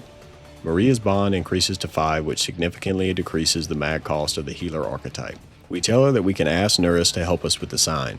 Maria's quest as a whole don't really have as much going on as the rest of the followers, and being able to see the perspective of a child in this world is pretty cool. Next up, we meet with Alonso and he knocks us out. We awake to the landowner declaring Alonso's crime to a crowd of people. He's basically framing Alonso as the mastermind that forced him to do despicable things. The landowner tells the people that we were the ones that caught Alonso and put a stop to his deeds. Alonso's rank increased to 7, which unlocks the ability to analyze all enemies. Then the landowner kills Alonso in front of the crowd. This is Alonso's way of absolving the landowner of his crimes while allowing us to gain more support from the citizen. While on the Gauntlet Runner, we spend some time talking to Hulkenberg. She tells us that her family gained prominence through education, but from a young age she cared more for martial arts. Her family had her conscribed into knighthood so that she wouldn't sully the family's name. She met Rodanthe, who had a similar background, so she felt a sort of kinship with him. Hulkenberg was soon chosen over him as the royal knight because her family put in a good word for her, while Rodanthe was sent to the front lines. Hulkenberg wonders if she has any right to judge him. Despite everything, she decides she won't continue running and plans to bring Rodanthe to justice. Hulkenberg's bond increases to 5 and she gains more experience while in reserve. Next up, we talk to Heisme in his tent. He tells us that there were 2 tribes around his village that began fighting and asked his village for aid. His village refused to make a decision on who to support. When the war ended, both sides resented the Ujifs and refused to trade with them, leaving the village to fall into poverty and increase prejudice against Ujifs. Their indecision disgusted Heisme, so he abandoned the village and decided to enlist as a knight. Tadari stayed with the village and tried to make a change, which Heisme seemed to respect. Even still, the village remained stern isolationist with not much change. I'm not sure whether the writers were going for parallels with Japan being an isolationist country in the past or not. Heisme remarks on his own parallels with the village. His insistence on finding a perfect place for his son's remains is only an excuse he's using to not have to face the reality that his son is gone. He tells us that part of him was relieved when the urn was stolen, so the burden of finding a resting place was taken from him. But then he understands that he needs to make a change for the sake of his son. Heismei's bond increases to 5 and gains more XP while he's in reserve. We picked up a relic in a dungeon, so we bring it to Nurus. My God, I've got it! Nurus thanks us and tells us he had to fend off the ladies with a stick whenever he was young. He tells us he had a fiancée once, but he became so consumed by his work that he pushed her away. By the time he thought to check on her, she had already been married to another man. Nurus thanks us for reigniting his passion for his research, and his bond increases to 3, unlocking the Sniper subclass. While on the Gauntlet Runner, we talk with Hulkenberg.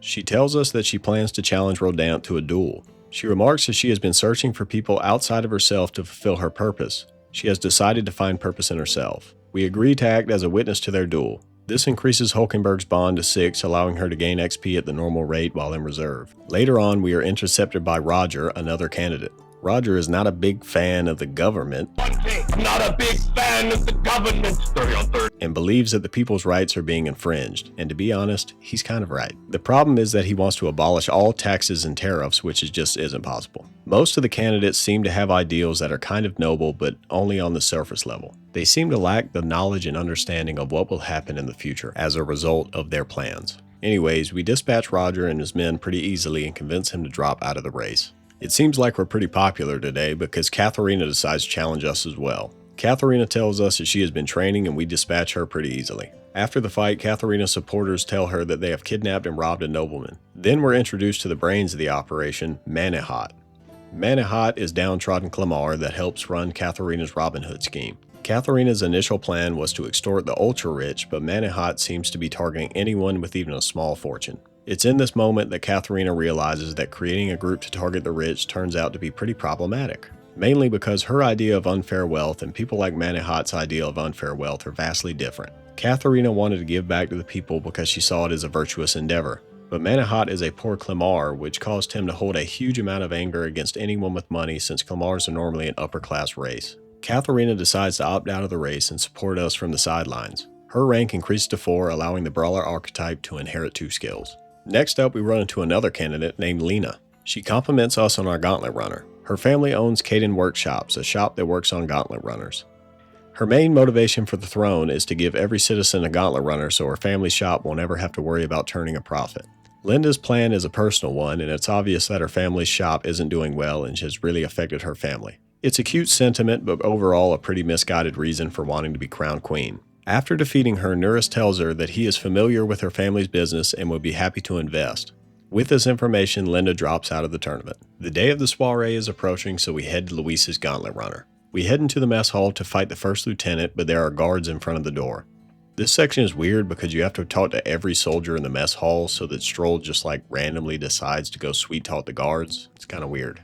This is also the only time in the game where you ever have to do anything like this, so it just feels weird. This mission also introduces a new mechanic where you sneak around guards in an area and knock them out to progress. It's alright, not particularly fun, and it does get old since you have to do it about 3 times, but I can respect the devs trying to mix it up. We head into Sergeant Xanth's chamber to take his key. The informant gave us info that poison or burn would be effective against him, but I didn't bother very much because he was pretty easy. Xanth respects power over everything, so we challenge him to a duel and he agrees. Once again, these fights have a 3-turn limit before they summon reinforcements, but I beat him in like 3 hits. We get his key card and head to the crew quarters.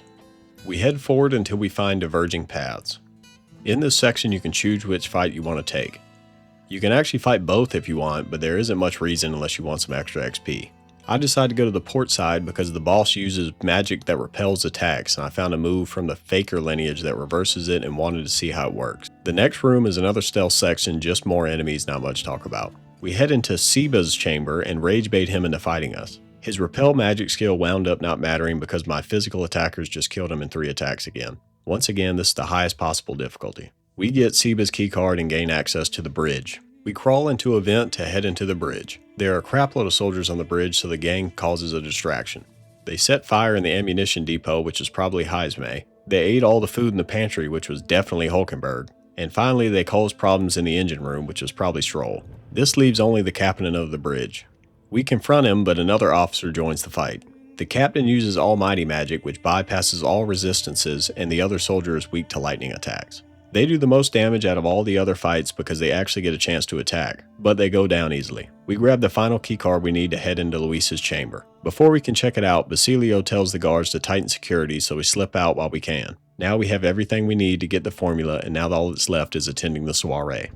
The next day, we attend the soiree, and Fidelio tells us that Juna is sick, so she won't be making an appearance. Luis arrives and immediately thanks us for coming. He introduces us to his supporters, and I pick the funniest option. Follow me, and I will guide this land to salvation. The false prophet Forden would doom us all. Glory to Count Luis! Hanging the Sanctuaress wasn't enough, eh? Their hatred for the church runs deep. They show promise. Dash it all, boy. That was close. Then we immediately leave, which is kind of an insane play, but apparently no one notices except for Glaudel. Thankfully, the game just skips us to right in front of Luis's chamber, which is nice. Unfortunately for us, the card doesn't work because no one thought it was possible for them to change the security system. Back to the game's perspective, Stroll confronts Luis about the human attack that razed his village, and Luis admits that it was his decision to not send aid to Halia. Luis justifies his actions by stating that he wanted the nobles to recognize the threat that the humans pose. It's obvious that Luis is an ends justify the means kind of guy. He also seems to subscribe to Darwin's idea that the weak dying is a sort of natural selection. Back to our perspective, the Gauntlet Runner decides to take off from port. We head out to the deck and the Gauntlet Runner turns over on its side. This starts a one-off section that never comes back up when we ride our sword and jump from wing to wing. Once again, I appreciate the devs trying to mix things up, but this section just felt really janky to me. It's simultaneously too floaty and too sticky. I don't really know how else to describe it. But thankfully, it's a pretty short section. We find a side entrance into Luis's quarters, and curiously, we find the same fantasy book in his collection that we have. Behind the book, we find a box full of magic formulas. Then Juna comes in to question us, but she doesn't sound sick, and how does she gain access to Luis's room? It turns out Juna knows the name Gallica, alluding to her knowing of our mission. We grab the formula and head after Juna. Back at the soiree, Luis announces his formal entry into the tournament to the crowd. He also announces that there is a rat in his ranks and plans to weed them out. Back on the runner, we confront Glaudel, who's holding Juna at knife point.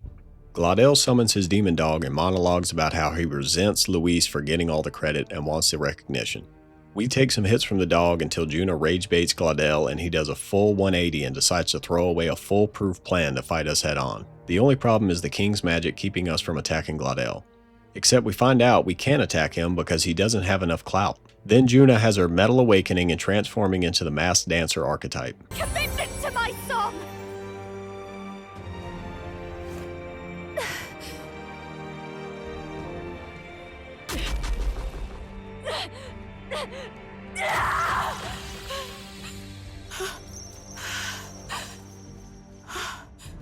Behold, my voice rises from the depths of my heart.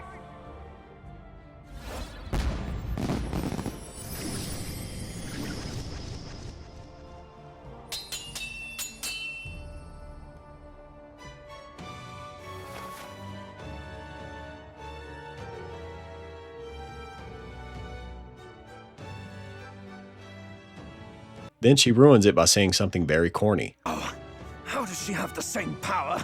She's just a damned singer! Never underestimate a singer! Every song is a burden, the weight of a lifetime. I have sung 1,000 songs. I've known their power my whole life. Boo! You stink! Juna hints at the fact that she knows about the archetypes, and we fight Glaudel in his mutt.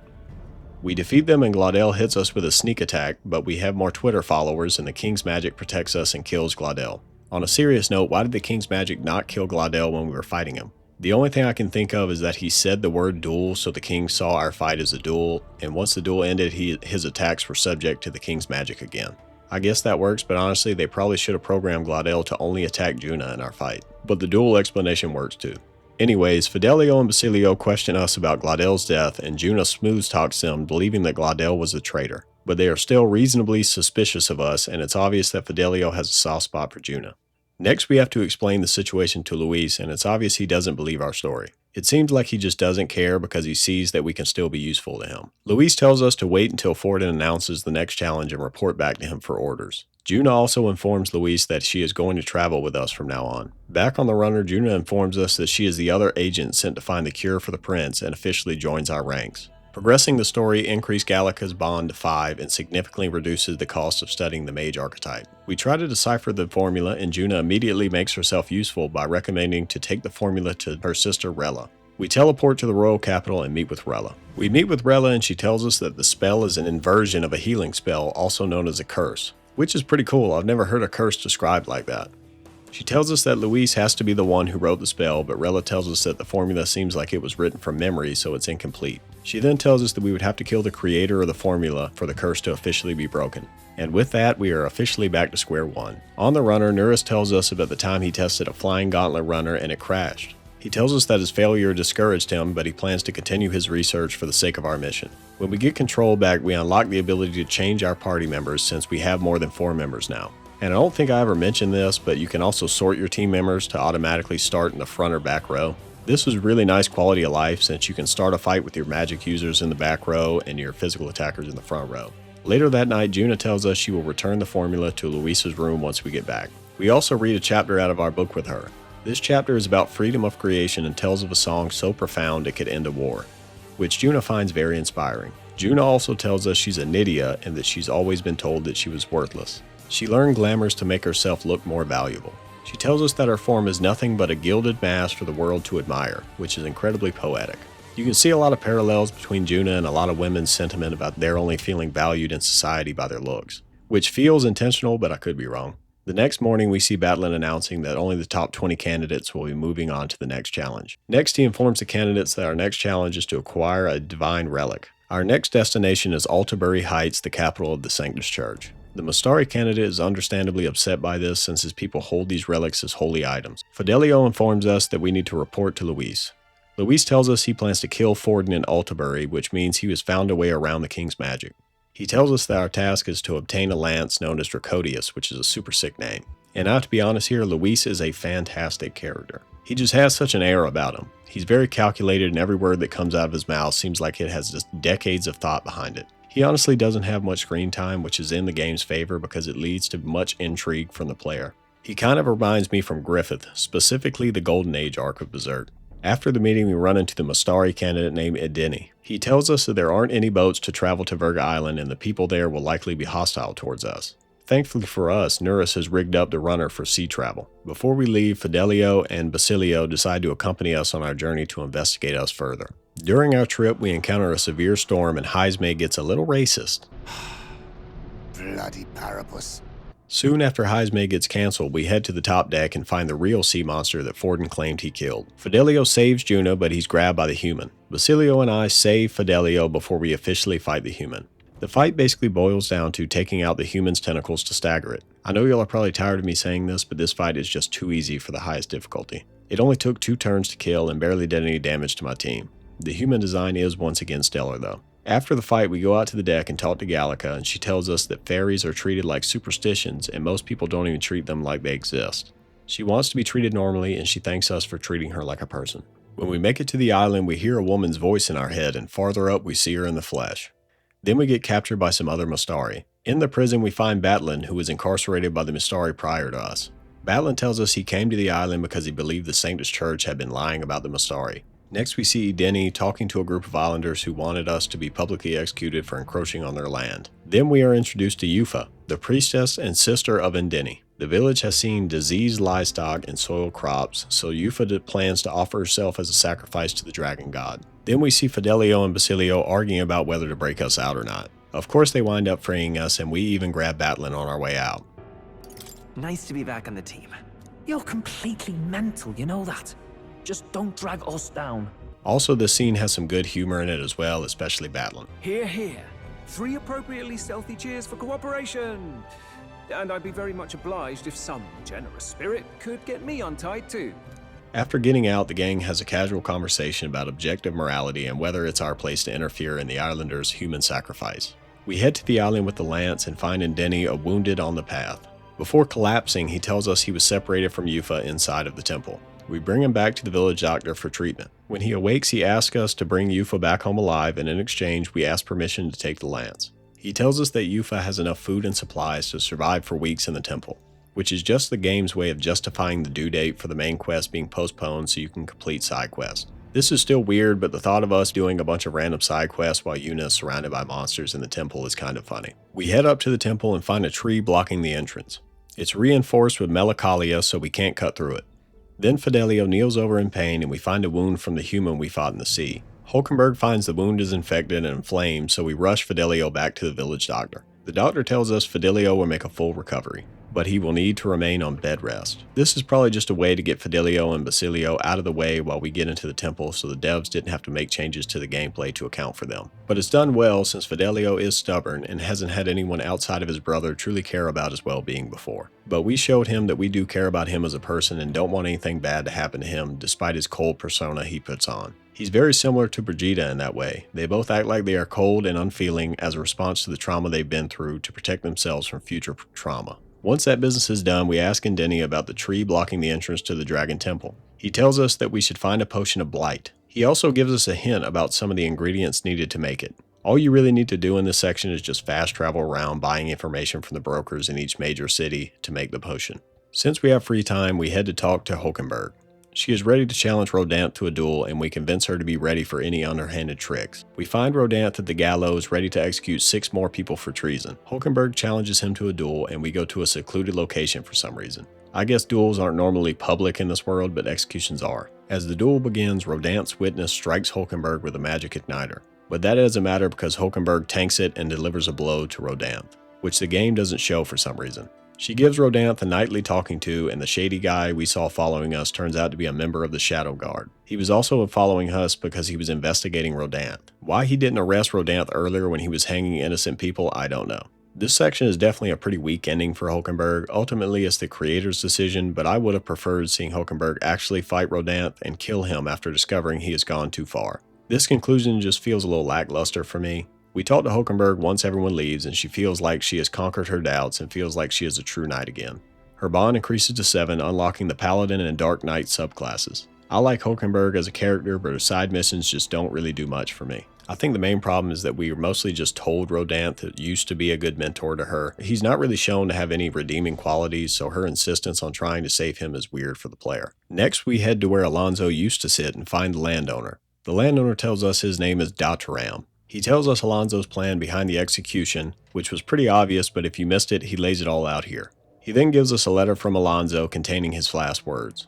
The letter states that Alonso realized he enjoyed tricking people and decided to use his powers of deception for a good cause, mainly helping us gain support. After reading the letter, Alonso's bond increases to max and unlocks the Trickster subclass. Dataram brings us Alonso's fortune and asks us to personally donate the money to Alonso's village, and we agree. This unlocks an optional side quest to donate the money.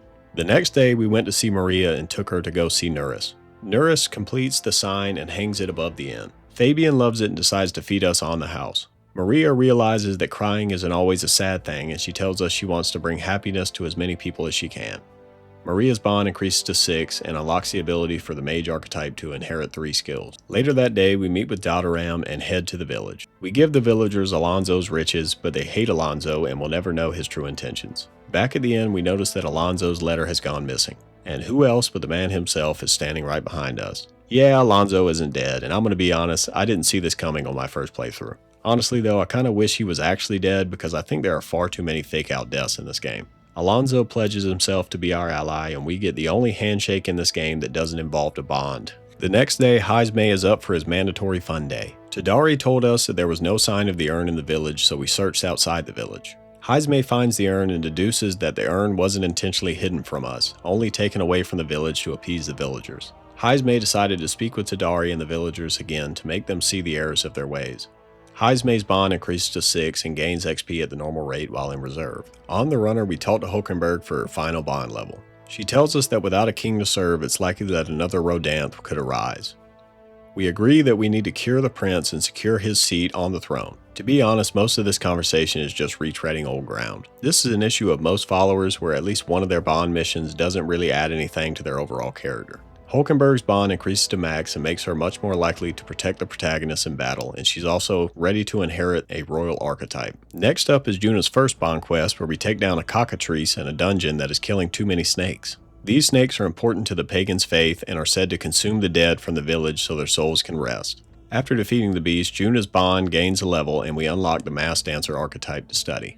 The next day we head to Martira to speak with Barden. He thanks us again for helping the town, and we see the locals thanking him for helping them. He tells us that tensions between the citizens are on their rise and asks us for advice. He tells us that Martira needs an elected leader and would appreciate our help, and we agree.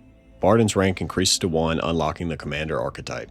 That night we go with Heisenberg to go make more meth. Heisme yells to the villagers, pleading with them to end their isolationist ways for the sake of their children. With Tadari's support and my promise to take the throne and help diminish the prejudice in the world, the villagers seem to be at least considering our advice. Then after all this time, Heisme decides against burying his son in the village.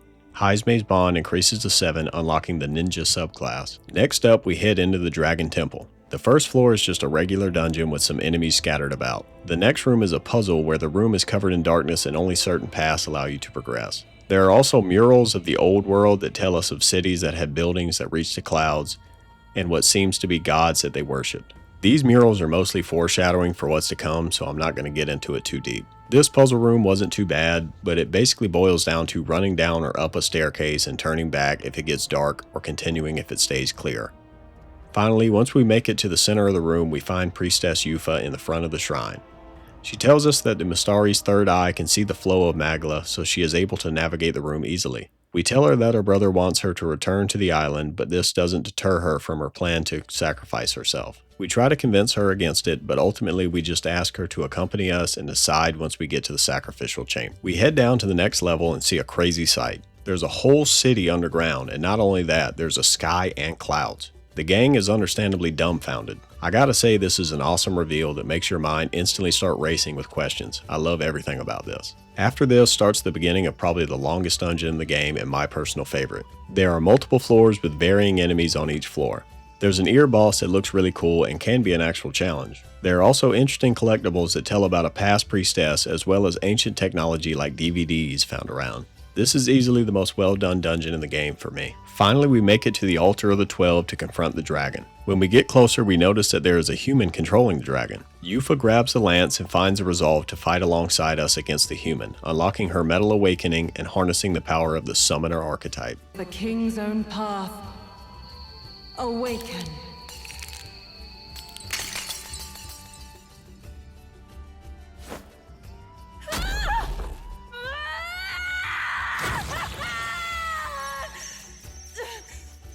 If I cannot save them in death, then I swear I'll protect them with my life.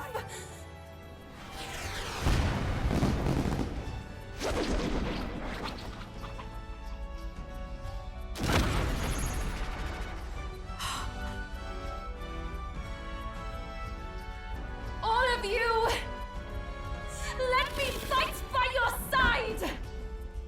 This fight revolves around taking down the human to free the dragon. They have a large health pool and can do pretty good damage, but I still beat the human on my first turn and took down the dragon on my second.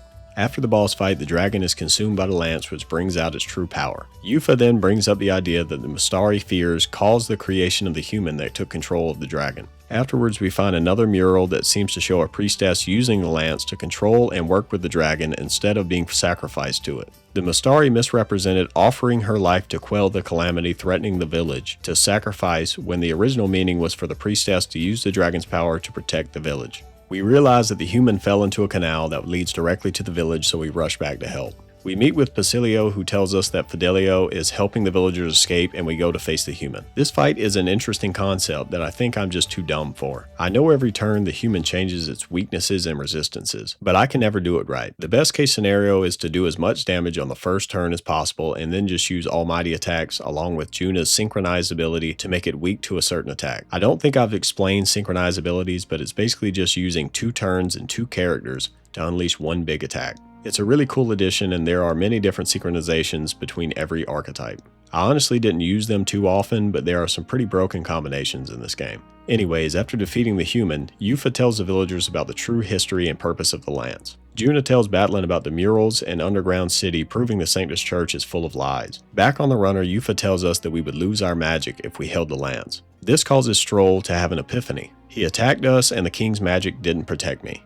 which I have to say is a ballsy move from Stroll since the king's magic would have killed him if he was wrong. Now we finally have a weapon against Luis, so we make a plan to attack him from a distance with the lance. First though, we need to make a replica to turn into Luis, which Nuris has no problem with. Gallica asks if she can find purpose in a fairy's life, increasing her bond to 6. Later that night, Yufa meets us in our room and we tell her about our book. We read a chapter that tells that there are many different cultures and faiths and they are all respected. Yufa tells us that it sounds a lot like the old world.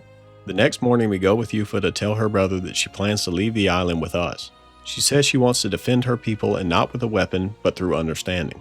Hideni supports Yufa and gives her a staff left to him by their parents. Hideni decides to name their village Et Ria after the dragon god Et. The next day we went and talked with Barden. He asked us advice about electing a governor for Martira. He tells us there is a local clergyman that he says would be perfect for the job, but many citizens want Barden to run for office. He believes that the citizens give him too much credit for what we did, which is true honestly, we basically did everything and saved the town. Most of Barden's quests revolve around Barden's problems with confidence and self-doubt. Barden's bond increases to 2, lowering the cost of studying the commander archetype. Before we leave, Barden tells the bartender that he will set up countermeasures for sandworm attacks. Foreshadowing. The next day, we go to spend time with Juna. We went shopping for a dress in Brawlhaven since she always wears the same one. After a while, a textile merchant named Capra asked Juna if she would be willing to perform a concert for the people, and she agrees. Her bond increases to 2 and unlocks the ability to regain MP after battle. The next day, we go to see Maria. She wanted to show the homeless boy some pictures I gave her of my travels, but he was nowhere to be found. Instead, the boy who was graffitiing the inn shows up. The boy is reluctant to talk to Maria, but she wins him over with the pictures and her glowing personality. He tells us that his mother told him not to trust anyone at the inn and apologizes to Maria for being mean to her. Maria's bond increases to 7 and unlocks the ability to cook 2 dishes for the price of 1, which is insanely broken. After this, the homeless boy accosts Maria and storms off. The next day, we go to see Barden again. I will say Barden's missions in particular would have benefited greatly from having choices from the player that actually mattered. There are many instances where the game asks if you support what Barden is doing, but it has no effect on the outcome of the missions at all. Even if you see very early on that Barden is going to go full 1984 and being entirely too overbearing on the citizens because of the Lady Joanna situation, there is nothing you can do to make him see that even though the game gives you the option to oppose him. Basically, the summary of Barden's whole quest system is that he has a lot of self-doubt about his leadership skills, despite most of the citizens believing in him and the fact that he is a good man. Then, because of the previous issues the town had, Barden increases security to an uncomfortable degree, causing the citizens to resent him. That's the gist of the first half of his story. I'm just going to skip his story until something interesting happens. Later on, we travel back to Brawlhaven with Juna. Once we get there, we don't see Juna, but there is a small child that looks exactly like her. Weird. Anyways, later on, a woman named Myrtis shows up angry with Juna. The merchant tells us that she performed at the concert last year, so she feels like Juna is stealing her position. Juna's rank increases to 3 and increases her XP while she's in reserve. Now that we have leveled up the general subclass, we unlock Moore's next bond level. Moore tells us he regained memories of having a full team with him and he wonders why no one has tried to rescue him. Moore wonders if he was imprisoned here because of his past actions. Moore's bond increases to 6, decreasing the mag cost of the studying of the Seeker archetype. We already studied over 25 archetypes, so we have access to Moore's next bond. Unfortunately, Moore doesn't really have anything new to add, but he does insinuate that he has an idea of where he's being held. His rank increased to 7, unlocking the Soul Hacker subclass. Next, he tasks us with reaching max rank with an elite archetype, which is also auto-completed because we already did this. Now, for Moore's final bond, he tells us that he has reached the extent of his knowledge on archetypes and tells us that he hasn't remembered much of the rest of his memories, which on my first playthrough I thought for sure was a lie. Moore's bond increases to max and we get the ability to add +3 to any archetype we use, which is pretty good. The next day we go help Fabian and Maria feed their local community. One of the locals come by and tells us not to feed the hungry because they might start hanging around. Fabian makes her listen to their plight and she winds up softening her stance. I don't think it's a crazy jump to say that this lady is probably the mother of the boy that bullied Maria. Later on, the homeless boy comes by to grab a plate and Maria makes friends with him. Overall, Maria's story is just be the change you want to see in the world, shown through a child's eyes who has experienced a lot of personal trauma. It's a well done and very heartwarming story. Maria's bond increases to max and unlocks the Savior subclass. The next day I went to see Barden and increased his bond to 4, unlocking a passive skill that improves defense if everyone is in the back row, which is pretty cool. Afterwards, we went to Brawlhaven to pick up a dress for Juna's concert. The tailor tells us that a woman came up and picked up the dress earlier before we got there. We find none other than Myrtus, who just finished burning it. Her motive is purely jealousy, but it is understandable since she feels like a celebrity is taking an opportunity from her. But obviously this isn't the right way to go about it. Juna's bond increases to 4 and reduces the mad cost of studying the mass dancer archetype. On the runner, we speak with Heisme. He tells us he got rid of his son's urn and used one of his bones to make a necklace, which is pretty creepy but also pretty sweet. He has finally come to terms with the fact that he doesn't fully want to let his son go, and the necklace is his way of keeping him close. He thanks us for everything we've done for him and even tells us that he looks at us like a son. Heisme's bond increases to max and greatly increases Heisme's damage in the overworld. Heisme is also ready to unlock his royal archetype. Next up, in order to unlock Yufa's bond, we have to go to the dungeon and complete a trial that is important to the villagers. It's just a human though, and we dispatch it pretty easily. After beating it, Yufa asks us to be by her side and we agree. This unlocks the first rank of her bond and unlocks the summoner archetype for study. This archetype uses masks similar to the masked dancer, but unlike the dancer, the summoner's masks are permanent, making it a very overpowered once you acquire all the masks. Next up, we go see Barden and increase his bond to 5. This unlock improves our chances of escaping a fight, which is an amazing upgrade that helps in so many dungeons. And even though I don't really care for Barden's missions, his passive skills are some of the best in the game. The next day, we took Juna back to Brilhaven for a performance. Our job is to look out for Myrtus and anyone else causing trouble. Luckily, she has seen the error of her ways and tells us she doesn't plan on disturbing the peace. After the show, a man tries to give Juna a drink, but Myrtus warns her, causing the man to spill the drink on Myrtus and flee.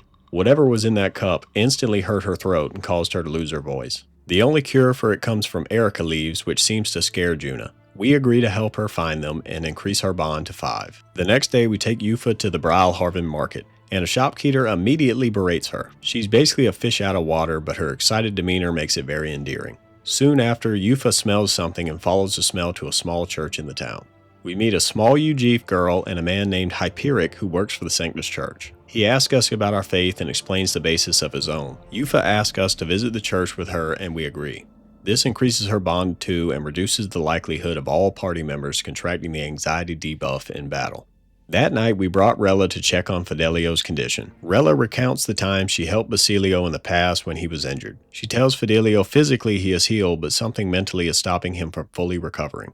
Rella tells us that a duel would bypass the king's magic and warns us about underestimating Luis. Afterward, we let Fidelio and Basilio read a chapter of our book. The chapter tells us of free enterprise where anyone can be anything they want regardless of any societal factors. Obviously, Basilio likes the idea, but Fidelio is more cynical. The evening before we leave, the villagers threw a festival to the dragon god for our safe voyage. This section is just a party where the characters get to have some fun. There's a scene where everyone gets drunk and Hulkenberg stuffs her face. It's all very cute. Sounds. I feel quite. Right?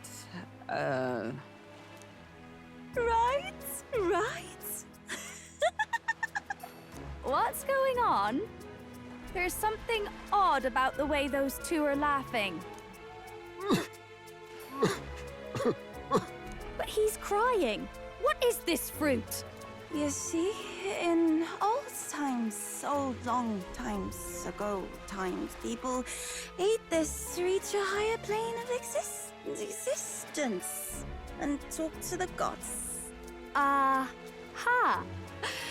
Yes, you certainly appear to have reached some higher state. Glad I passed. We also get some insight into Batlin's character. His father was also a crier who opposed the church, stating that magic igniters were more dangerous than they were letting on. He also tells us that the church were experimenting with igniters on the papyrus because they were poor. It's speculated that the church killed his father, which caused him to become a crier to find out the truth behind the Sanctus Church. We even get a scene that tells us Fidelio and Basilio were part of these experiments at a young age. Later on, we get a one-on-one with a follower of our choice. They will give us a really good weapon as a gift, even though the gift is just a weapon that only they can use. These scenes aren't that substantial, so I'll go through them very quickly. Gallica asks us if we believe in a higher power, but doesn't really go in depth on it. Stroll wishes for victory over Luis. Hulkenberg raves over the food and wishes for everyone's safety. Nurus nerds out about his tinkering and wishes to fly through the skies. Heisme wishes to his archetype. Juna jokes about the others thinking we are on a date, and Juna wishes for a bigger piece of paper to write wishes on. Yufa has a cute scene where she puts on a helmet because Juna told her that her smile could knock someone out. You could also tell her that you wish for her, and there's like a romantic option kind of thing throughout the game. and it's all very cute and very tastefully done. Back on the runner, we bring a relic to Nurus. He tells us he was aware of an experiment the church was doing on the papyrus and explains that scientists easily bend their morals as long as they can progress their research. He wonders if he would have been willing to bend his morals if he was in need of money back then. Nurus' bond increases to 4, increasing the skill inheritance of the gunner archetype to 2. We finally make it to Altabury and bring the replica lance to Luis.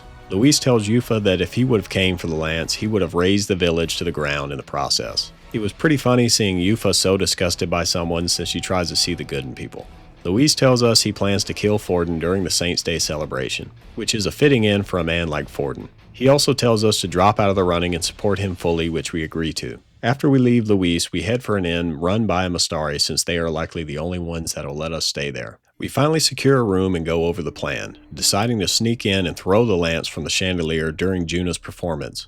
Obviously, I'm the only man for the job because I'm the main character. Honestly, it's not a bad plan, but I do think we should have had a scene of us at least practicing throwing the lance before the ceremony, which doesn't happen, so everyone is putting a lot of trust in my javelin throwing skills. The time has come to sneak into the back of the opera house. This section has a few NPCs that you can talk to, which will either ask you for an item or give you an item for another NPC. All of this is optional though. You can earn some random items, but you can just go straight to the door to the back if you want. The back section is a small area where you climb ladders to progress.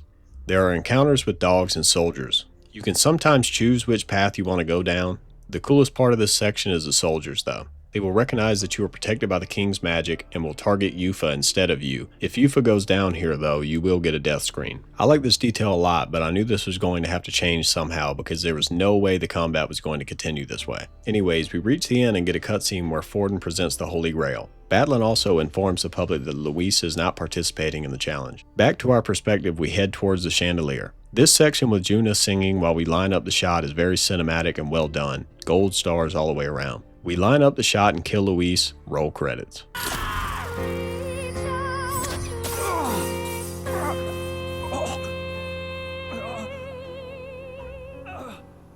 Yufa tries to recall the lance, but it won't return. Weird, but maybe it just got stuck. We meet up with the others and make our escape, when suddenly Luis appears holding the lance and the only option we have left is challenge him to a duel. Luis agrees in grand fashion and we finally get to fight Luis. Fight with your very lives. If you live by a creed, show me its strength. Luis is already reduced to half health for this fight because he got hit by the lance earlier. This fight could potentially be difficult if you aren't prepared, but in reality this fight is purposely meant to be pretty easy. After defeating him, we get a cool cutscene where Yufa uses the recall of the lance to take down Luis for real this time. Luis falls through the glass and dies poetically on the main stage. We decide the best route is to turn in the lance as our submission and tell the public that we killed Luis to avenge the prince and the king. Forden commends Hulkenberg on striking the person who killed the prince in the back, which is a detail that Hulkenberg hadn't shared with anyone. Fidelio and Basilio confront us as we leave, which causes us to tell them about the prince and our true mission. After they leave, we check on the prince to see if the curse has been lifted, and it didn't, which confuses the crew. Hulkenberg informs the group of the detail Forden mentioned, and the group theorizes that Forden may be behind the death of the prince. He did this in order to force the king to back the Sanctus Church. The next morning, Juna meets with Rella to get some information on Forden. Rella mostly dismisses Juna, but she does have a sudden chest pain that worries Juna. Foreshadowing. The next day, we are back at the theater with Forden announcing the start of Saints' Day. He throws out a bunch of propaganda and it's clear that Forden's victory is all but assured. We rush Forden to take back the lance for some reason, honestly kind of a stupid plan. This plan obviously just made us look stupid, but surprisingly, Luis is still alive and makes his grand entrance. And Luis is so cold, bruh, I'm telling you. He's just the kind of villain that you just love to hate. Luis teleports behind Forden and baits him into attacking him. Luis had replaced the lance with the replica, causing Forden to be restrained by the king's magic, then he committed the killing blow.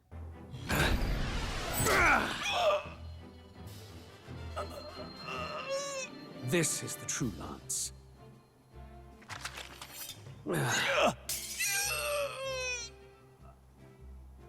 You snake, Luis.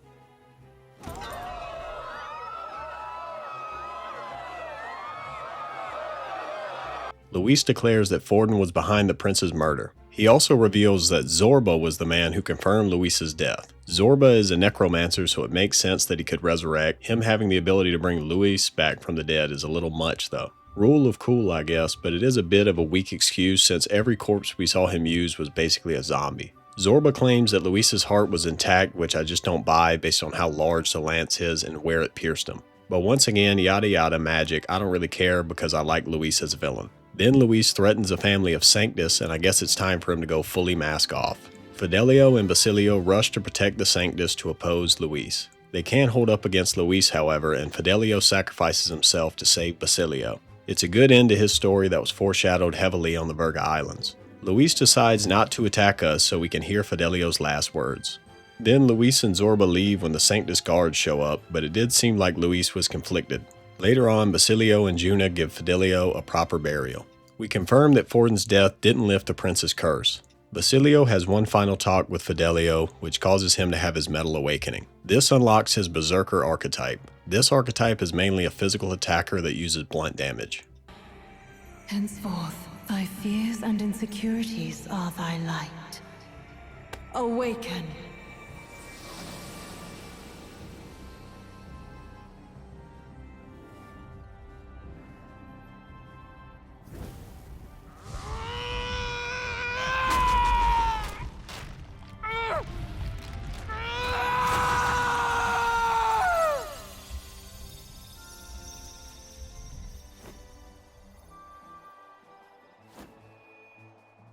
See you around, Del.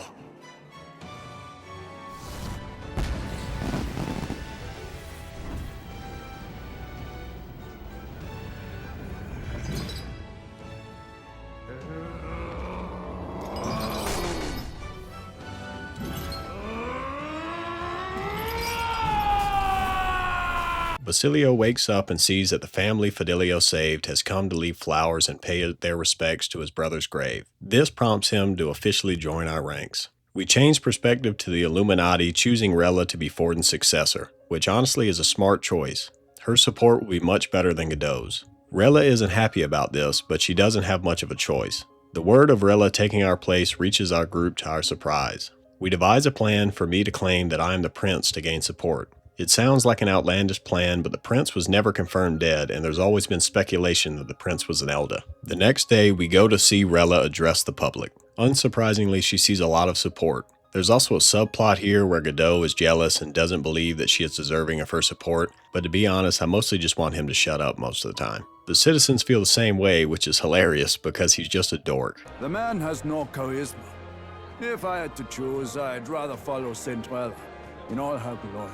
Soon after, Luis makes his grand debut accompanied by his soldiers. Luis announces that the tournament is just a self-indulgent display for the Sanctus Church, which is true, but he's mostly just doing this to discredit Rella. Luis remarks that the killing of candidates should be allowed from this point forward, considering duels and the lance can bypass the king's magic. Luis possesses the lance, so he uses that as leverage for the king to relinquish his magic. He makes a great argument, and surprisingly the king agrees to his terms. This is honestly the absolute best way the developers could have gone about this. Something had to happen to allow us to fight the other candidates, and having Luis sway the king with a strong argument is an amazing way to do that. With this, Luis discards the lance and insults the Sanctus Church further with once again right message, wrong messenger. After all this, we finally lay out our ploy and proclaim me as the prince, and the people are somewhat conflicted, which makes sense. Rella even backs us up, and Luis seems impressed by our plan, which once again just makes me love Luis as a villain. He can't help but respect his enemies when they make an intelligent play. Luis proclaims that he will be waiting in the capital to face the winner between us and Rella. After Luis leaves, we get another plot twist where Rella uses her magic, which looks suspiciously like the magic afflicting the prince. She then takes over the minds of not only every citizen in attendance, but plans to take over the minds of every follower of Sanctism. Rella's plan is to basically take over the citizens' minds to rid them of fear and have them only experience happiness. She then tells us that she is the true creator of the curse afflicting the prince, so we will have to kill her to lift it. Before leaving, she tells Juna to meet her amidst their dearest memories. We escape Godot and his monks, and Nurus allows us to finally take the skies. In the sky, Juna tells us that Rella likely went to the Royal Mage Academy in the mountains. She tells us that her and Rella attended the Mage Academy in their childhood. So we head to the Mage Academy to confront Rella. Rella calls Juna an orphan and overall just berates her, but this is ultimately a thinly veiled attempt to encourage Juna to not hold back against her. The actual reason why Rella is doing this is to test if we have the strength to defeat Luis. We are about to meet our true test from Rella, a frost dragon. This begs the question though, if Rella can summon this dragon from a divine relic, why can't Yufa? The real answer is that it would be too overpowered, but I guess you could explain it by stating that Rella is far more proficient with magic than Yufa. Anyways, the fight begins and the presentation is amazing. This is what I would consider to be the first actual challenge in the game. Rella will buff the dragon throughout the fight, and the dragon will also apply debuffs to our team. The dragon also does a decent amount of damage both through single target attacks and attacks against our entire team. The dragon can also inflict the frostbite status effect, which causes a character to do reduced damage. This is the level of difficulty I was expecting from the Regicide difficulty. It just sucks it doesn't really happen until towards the end of the game. If you don't prepare with items or at least one support character, you can easily lose this fight. If that wasn't enough, when you kill the dragon, Rella will use her life essence to fully heal the dragon, basically making it where you have to defeat it twice in a row. Nevertheless, we defeat the dragon and find out that the spell was meant to kill the prince, but Rella, being 12 years old, messed up the spell, causing the prince to be cursed. Then we get a flashback of Forden coercing Rella to kill the prince. Rella also alludes to Luis having something to do with the increase in humans. With the last of Rella's power, she speaks through the people of Altabury's mind, telling them that we are in fact the prince. She also tells them the truth of the prince's attempted assassination. Afterward, Rella reveals that she has been inflicted by the curse as well and is slowly dying. She decides to end her own life by using magic to encase herself in ice, which is a pretty sick way to go, honestly. The prince's curse is finally lifted. This whole section is very well done, and this is how you write a tragic character who can actually be redeemed. This is the reason why Lady Joanna's writing irked me so much, because there's literally a better version of her in the same game. Now the only thing left to do is prepare for our confrontation with Luis in the capital. The next day we are summoned to Academia to meet with Moore. He gives us the bad news that he may be trapped in a separate dimension altogether. We thought that the Mage Academy would be the most likely place he would be, but it turns out it wouldn't be that easy. The next day we meet with Katharina. She tells us that Manahat is still kidnapping nobles and merchants to hold for ransom. She tells us that she lived in the woods and hunted with a knife until she broke it, so she switched to her fist, which is sick. She is feeling down though, so we show her a chapter from our book. She can't read, so we read a passage to her that states that the world is only made equal through everyone's effort and cooperation. She asks us to help stop Manahat, and we agree. Her bond increases to 5 and unlocks the ability to see items on the map in dungeons, which is pretty helpful. The next day we accompany Yufa to Brylehaven and run into the priest again.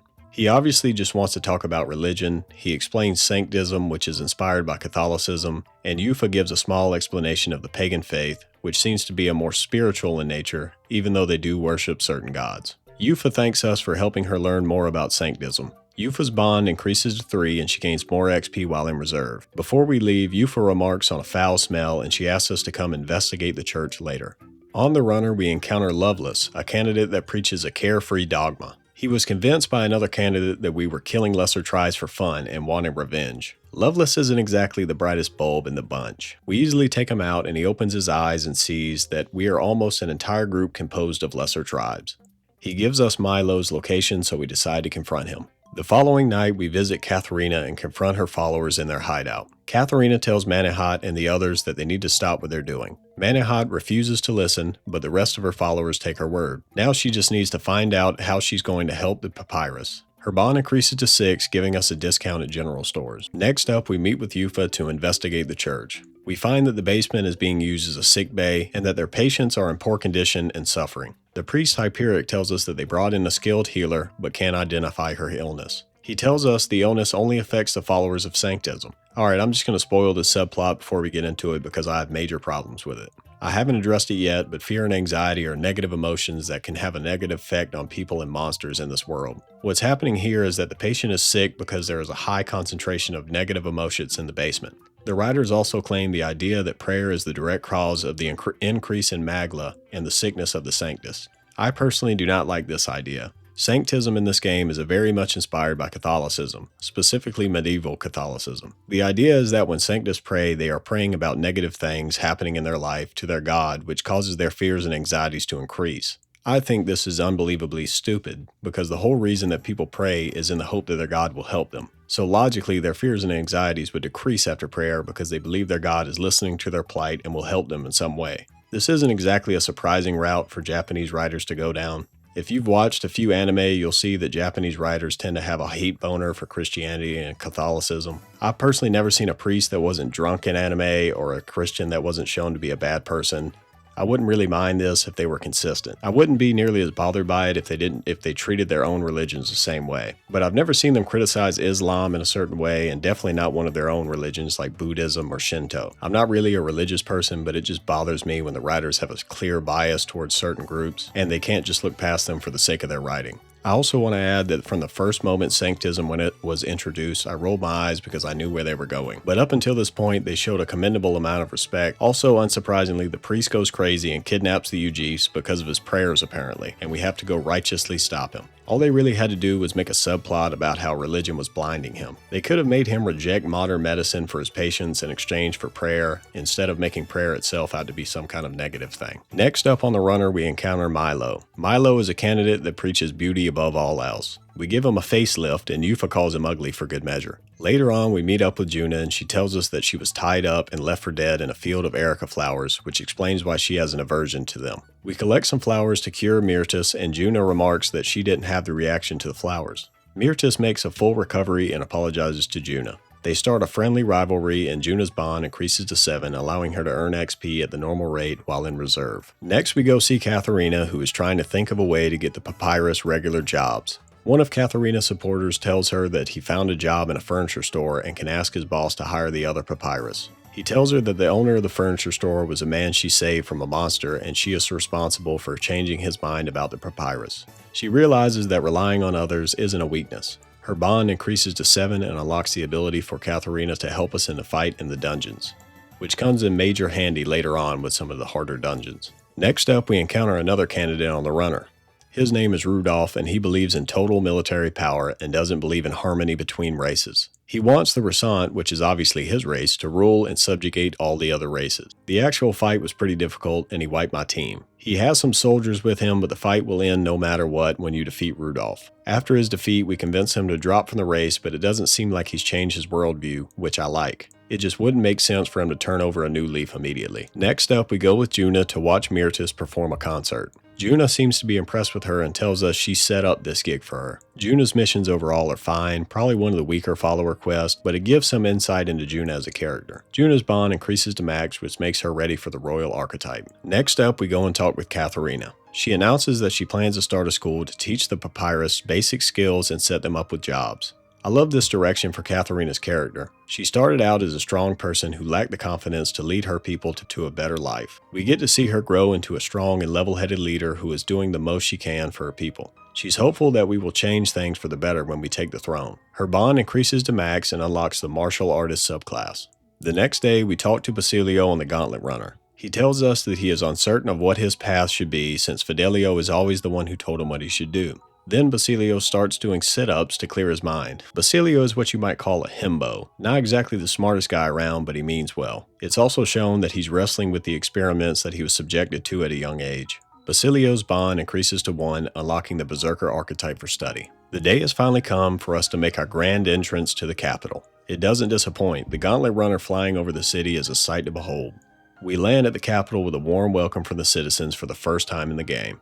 We head to the Hushed Honeybee to get away from the crowd and prepare for our final confrontation with Luis. They are really setting this fight up to be the final fight of the game, and they do a good job of it, but spoiler alert, it isn't. Gallica does have a bit of foreshadowing though, where she calls the protagonist and the prince best friends, which seems to sound weird coming out of her own mouth. She doesn't think much of it now, but it will become important later. Gallica's bond increases to 7, which allows the mage archetype to inherit 4 skills. We flash over to Luis's perspective talking to Zorba. Zorba tells Luis that he has found the lost village of the Elda where the prince is hiding. Luis confirms that the prince is half Elda and that Forden razed the village to the ground and assassinated the prince because of the boy's heritage. If an Elda were to take the throne, it would go directly against the ideas preached by the Sanctus Church.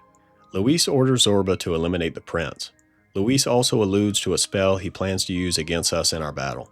Back to our perspective, we prepare and head for the Grand Cathedral. Batlin announces our battle to the citizens, and I just have to say this shot is amazing. Man, the visuals in this game are good. We arrive at the same time as Luis's Gauntlet Runner. Luis asks us what makes a strong ruler and touts how power is the only thing that matters in this world. Power over everything isn't the most interesting motivation, but thankfully that's not all that Luis has under the hood. Now we'll just head directly into our fight with Luis. Luis is hard-hitting, has a lot of health, and uses a soul cry to gain more turn icons. He would target a character's weakness and use debuffs against you. This is a difficult fight if you haven't prepared thoroughly, but if you have prepared, you shouldn't have too much trouble. After his defeat, Luis tells us that we are part of humankind. Then we get to see the spell Luis was talking about earlier. He casts it upon us and we turn into a human. Here he is!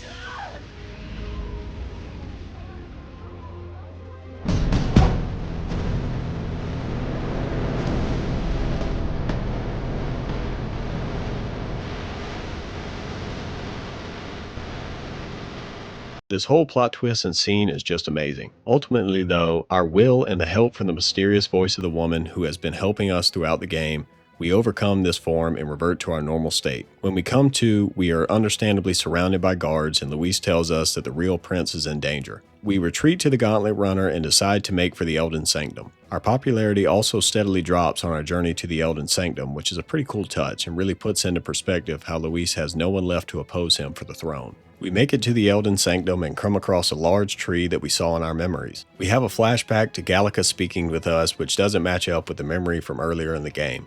The memory we have before was us talking to the prince about his ideal world. Gallica seems to notice something here as well. We head forward and see the dilapidated village that was burned down to the ground by Forden. We also found a body that was stabbed in the back recently. There are also the most amount of fairies we've ever seen in one place here. Farther up, we meet an old Ujif named Russell. He tells us that the prince stepped in front of the Zorba's blade to save him. So the prince is truly dead, and after everything, our mission has failed. All that's left to do is pay our respects to the prince. Russell also insinuates that he has never met us before, but we look remarkably like the prince. At this point, I thought that we were the prince's lost twin or something, but that isn't exactly right. We descend to the prayer room and find the prince dead. We are met with the chiefess of the village, Grude. She tells us that she received a revelation to keep the prince's body here. She also tells us that the prince's mother was the former chiefess of the Elden village. She died saving the prince. Grude then notices us and in true anime fashion decided not to finish our sentence about something that's obviously important. Then suddenly the woman's voice tells us that the time has come to remember who we truly are. This section can go one of two ways. You can intentionally answer terribly, which will cause you to lose your resolve and the game will end. Or you can answer correctly and uncover the best plot twist in the game. The voice recounts our past adventures, asking us what it was all for, finally telling us that the prince isn't truly dead and we proclaim ourselves as the true prince. The voice then gives us the truth. We are the personification of the prince's ideals and will. We are a being of pure Magla, brought to flesh by the book that we carry with us. The book is a divine relic that captured Magla and brought us to be. The voice also implanted fake memories into not only our heads, but also Gallica's to push us into our journey. I absolutely love this twist. This is the reason for me making this video in the first place. They could have easily gone with the main character just being the prince's lost twin, but they went much more creative than that. And I have to respect the hell out of them for it. Us being pure Magla and having the voice helping us explains why we are the only people who can use archetypes. We become one with the prince. This is our true form. The voice also gives the full truth to Gallica as well about her fake memories that drove her to be our guide. We explain everything to the group. I will say I do think they are fine with it a little bit too quickly. Gallica also isn't really affected by being tricked and decides to continue our journey very fast. This happens with pretty much every problem the group encounters. They all get along very well and rarely have any problems. Compare this to something like Baldur's Gate 3 where characters will actively fight each other and it's up to you to decide whose side to take. This isn't a negative thing, but it definitely makes the characters feel less like real people. The group also recalls that they were teleported to this room when they had their metal awakening, reinforcing the idea that the voice helped all of our group channel archetypes. Grude tells us to meet with her to learn more about the true nature of the Elda. She tells us that Elda come from an ancient word meaning the old ones. She reveals that all tribes were once humans because humans weren't originally monsters. They were a species that looked similar to us. She tells us the world of humans was destroyed by war after the discovery of Magla. She tells us that the tribes of today were born of artificial division or natural adaptation to survive in the world after the war. Magla facilitated this evolution, causing it to occur over the course of centuries. The Elder are those who escaped the war, which is the reason why they look the most similar to humans. She tells us that igniters were originally made to limit the amount of magic a person could use to prevent the destruction of the world all over again. The Sanctus Church was originally founded on this idea, but has succumbed to greed and lost sight of their original purpose. It's also worth noting that Moore's fantasy book is likely based on a very idealistic interpretation of the old world, where he leaves out the war that destroyed the world. Then the voice tells us that the people's anxiety is only so strong because they don't acknowledge the problem. She then grants us with our royal archetype, the prince. Royal archetypes are basically just better versions of their base archetype and have their own very powerful passive skills and unique attacks. The prince archetype has a passive that makes you resistant to all types of damage except almighty, which is insanely overpowered. It also gives us access to a physical almighty attack that does big damage. Grude tells us that Luis could have been a child from the Elden Village named She tells us that he could have been present during the burning of the village, and if that's true, it explains why he has so much knowledge. We ask Grude about the spell that turned us into a monster.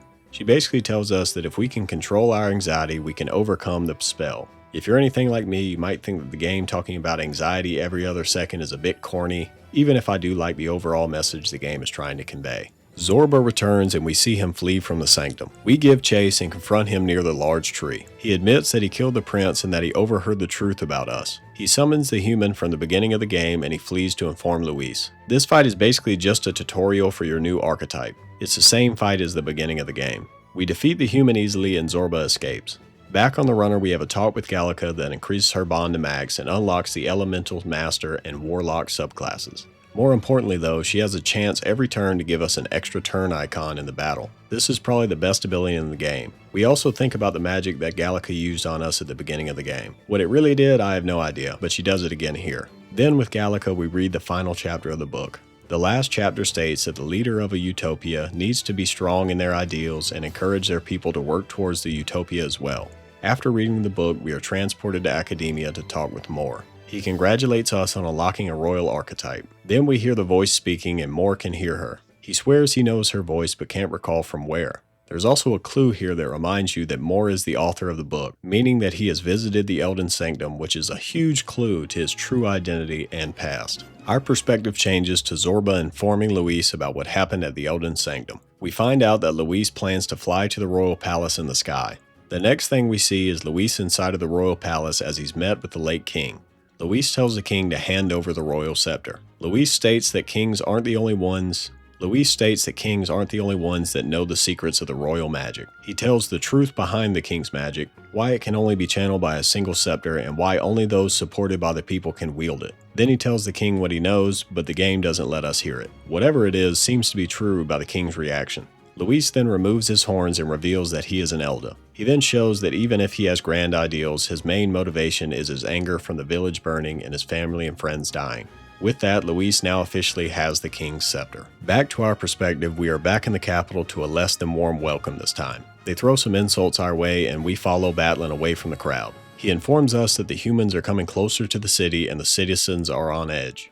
The people's negative emotions are causing an unstable amount of magma as well as the sky turning red, which looks really cool but is probably bad news. The king makes one last decree that in 1 month's time the day of the hero will commence and whoever has the most support from the people will be crowned king. So the next part of this video will be going over the important side content before we start the final battle. We go see Yufa after we have defeated the priest. She has a conversation with the Sanctus there. She tells them that their prayers may have saved them in the end, which contradicts what the game was trying to tell us throughout her quest. I already ranted about this, so I'm not going to do it again. But this whole section falls flat for me. Anyway, she thanks us for helping her and her bond increases to 7. She also flirts with the main character very awkwardly, which is kind of cute. Next up, we go and see someone we haven't talked to in a while, Brigida. 2 kids from the village that was destroyed confront Brigida with igniters. She manages to talk them down and even offers them a place to stay as long as they agree to work for her. Brigida tells us that she will only sell igniters with limiters to dampen their destructive power, which is ironic considering we knew that was exactly what the Sanctus Church was created to do. Her bond increases to max and unlocks the Tycoon archetype, which is going to be very broken at the end of the game. Next up, we go to the market with Basilio to buy a remedy that helps his pain from the experiments. While there, we run into a Jack Papyrus named Venka who knows Basilio. They know each other from the experiments and he gives Basilio one of his extra remedies for pain. It's obvious that Basilio thinks very highly of Venka. Basilio's bond increases to 2 and he gains increased evasion against humans and beasts. On our way back, we overhear some citizens talking about a priest that was murdered, but I'm sure that won't come back up. Next up is Barden, so we head to Martira to witness the votes get counted. The votes come in and unsurprisingly the people voted for the clergyman over Barden. Barden tells the people that he will no longer protect them if they don't want his help and storms off. Coincidentally, the second he leaves, a giant sandworm appears outside the walls, so we go and convince Barden to save his people. I mean, not really though. I mean, we're going to do all the work and he's just going to take all the credit again. Barden's bond increases to 6.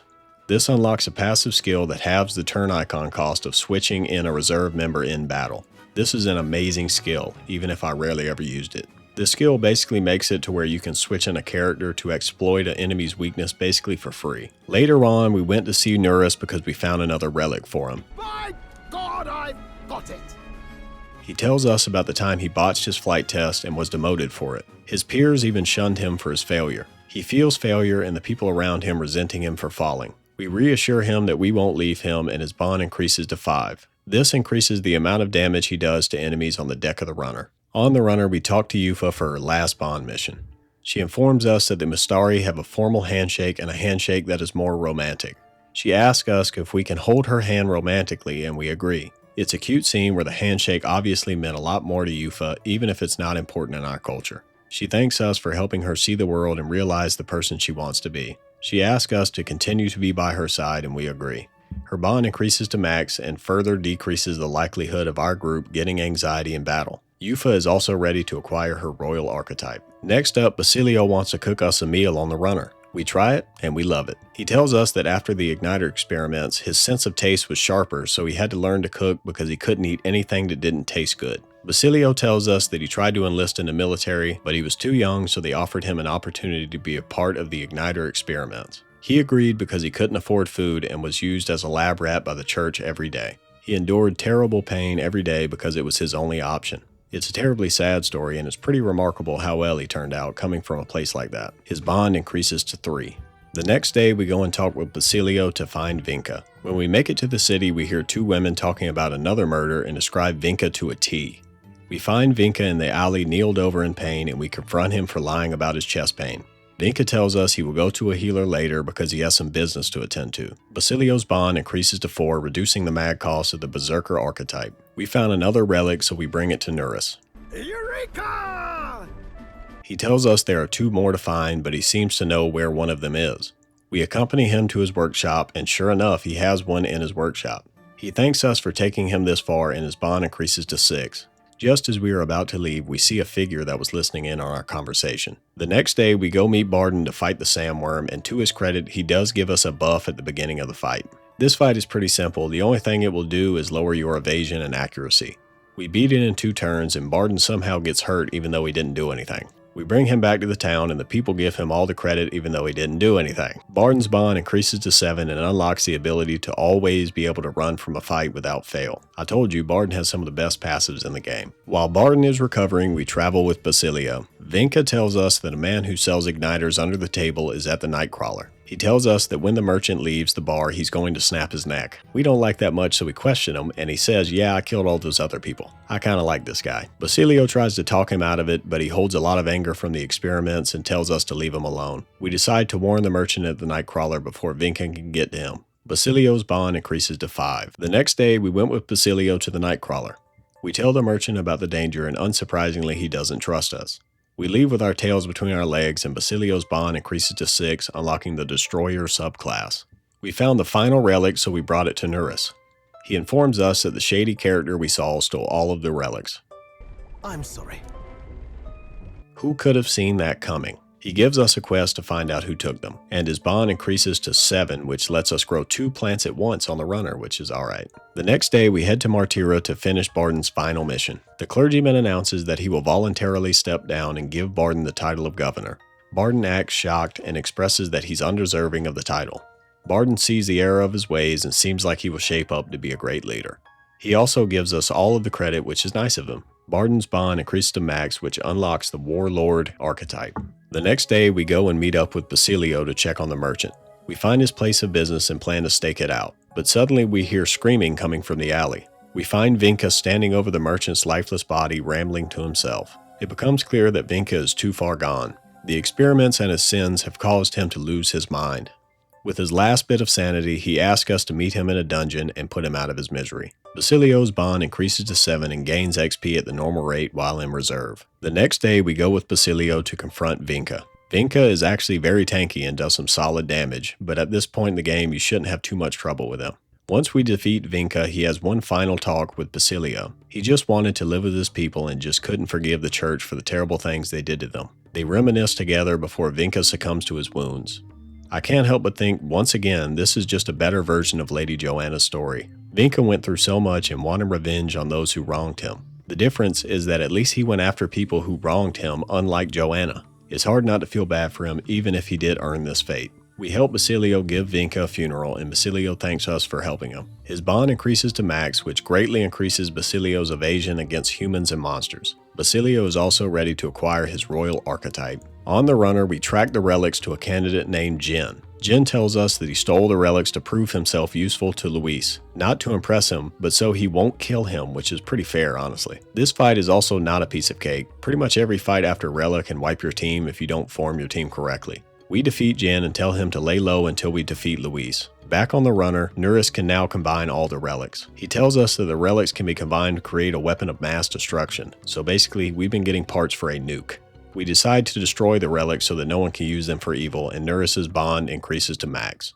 This unlocks the Dragoon subclass, and no, I didn't make that name up. The next day, we see Luis's perspective in the throne room as we fly towards the royal palace. He explains that the royal scepter captures the anxieties of the citizens to gain power. Inside of the palace, we see it has seen better days. Farther in, our path is blocked by a personification of the citizens' anxiety. This next section has us breaking Magla crystals, but we have to make our way through a courtyard defeating more of the ear-shaped humans from the Virga Islands.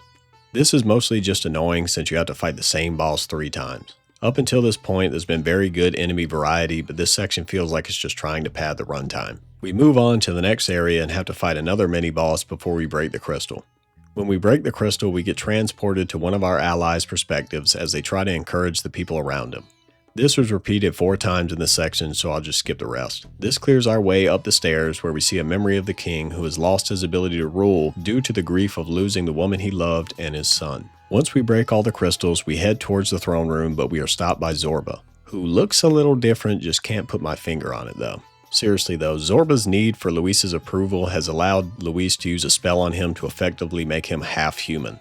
Zorba is a case of what misplaced loyalty can do to a person. There's no convincing him, so we have to fight. The fight's main mechanic is Zorba's body. He can change between a defensive and an offensive form. In his defensive form, he is resistant to all elemental attacks and will use buffs on himself, so it's important to use almighty attacks.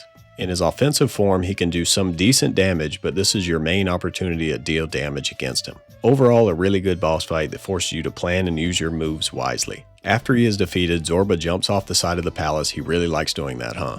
Something tells me he won't be coming back this time though. We head forward and finally make it to the throne room. Luis tells us that the elites have corrupted this land and believes that the only cure is destruction. He tells us that the scepter is a divine relic that absorbs Magla from people across the kingdom. The Magla has stagnated because the people's anxiety has grown past the scepter's limit. With the scepter no longer taking the citizens' anxieties, they have to deal with them themselves, causing them to lash out on those around them. Luis plans to return all the Magla and the scepter to the people. He theorizes that most people won't be able to withstand it. The ones who can withstand the Magla will become new humans, which he considers to be the first round of natural selection. So his plan is that people with strong wills will be reborn stronger, and the weaker ones will be turned into mindless monsters. Luis then offers us to join him, and I hate that this is even an option. If you accept it, the game will just end and tell you that the world sucks under Luis's rule. This decision just feels like it was added to give the player the illusion of choice. Like in Baldur's Gate 3, it kind of makes sense for Gale to want to sacrifice himself to end the game early, because it's an option that Gale brings up long before the decision presents itself. This choice, however, is why I'm so disappointed with the way the dialogue options are handled in this game. All of them just feel pointless to the point where I just question why they're even included. So needless to say, we don't side with Luis and he takes the scepter. Luis ascends and tells us to challenge him if we have the strength. The king tells us that Luis's magic will take effect on the day of the hero. The king tells us that his death was the catalyst for the king's magic. This is the point of no return for the game. You have to complete everything you can until the final day where you confront Luis for the final time. We make a plan to armor the runner and fly into the void on the final day. Back in control, we go to challenge the optional dragon fights. These are the real combat tests of the game. When we enter the tower, we meet Agrica, a fairy that will guide us through the trials of the dragon. There are 3 main towers with different dragons at the top that we have to defeat. She tells us that we will be rewarded with a hidden power in each tower. We ascend the tower and come face to face with the dragon. Agrica tells us that no one in recorded history has ever completed the challenge, which means we are definitely doing it. This dragon is named the Devourer of Flames, which is a sick name, but his real gimmick is that he will charge up for a turn and unleash a fire attack that does 999 damage. This will absolutely one-shot your entire team. I'm not going to lie, this is the only fight I used Google for, and I'm glad that I did. You see, the dragon is immune to fire attacks, but if you use Juna's Hellfire Dance move, you can make the dragon have a one-time weakness to fire. This paired with a move that reflects all elemental damage results in a dragon nuking itself. I didn't use Google for any of the other fights, but I'm glad I did for this one because it was funny. I mean, just look at how satisfying that is.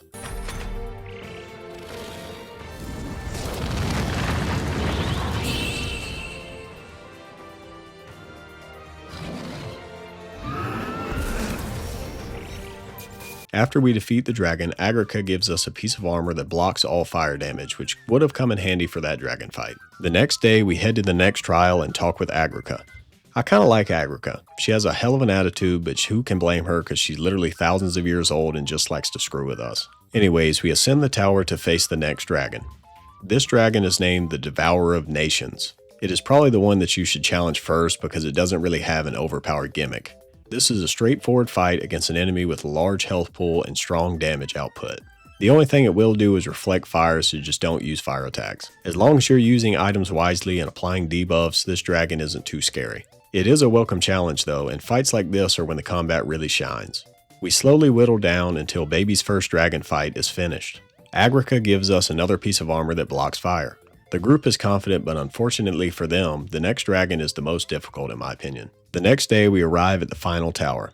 Agrica tells us that the gateway to the Forbidden Power will finally open after we defeat the final dragon. We ascend the final tower and Agrica tells us the purpose of the dragons. She tells us that the dragon's purpose is to rejuvenate the land no matter what the hardships that befall it. They've waited countless lifetimes to act as a trial for worthy warriors seeking the Forbidden Power and embody different catastrophes. This dragon is named the Devourer of Stars, and aptly so. This dragon has a similar health pool and damage as the previous dragons, but is also immune to all elemental damage. The only way to damage this dragon is by using Juna's ability to give it a one-time weakness or use almighty attacks. If that wasn't enough though, it also inflicts Hex on anyone it attacks. Hex is a status effect that causes a character to receive the same amount of damage that they deal. This is easily one of the hardest fights in the game. With all of that said, looking back on the fight, all I needed to do was to make everyone the Tycoon archetype and spam money attacks since they are almighty attacks. But I didn't think of that until my second attempt. Anyways, after finding the most overpowered strat in the game, I beat it on my second try. Agrica congratulates us and gives us another fireproof piece of armor. Then she tells us that by completing the trials, we have destroyed a barrier concealing the hidden power and to journey to the center of the land to claim our reward. We deduce that the center of the land must be the Dragon Temple if the name didn't already give it away. Agrica tells us to meet her at the Dragon Temple and the mysterious voice even chimes in to tell us the same. We arrive at the Dragon Temple wherein Denny is waiting for us. He tells us that he senses Magla coming from the temple even stronger than the Dragon God. We explain the trials to him and he agrees to leave whatever is inside the temple to us. At the entrance we hear an unfamiliar voice telling us to enter and face the final trial.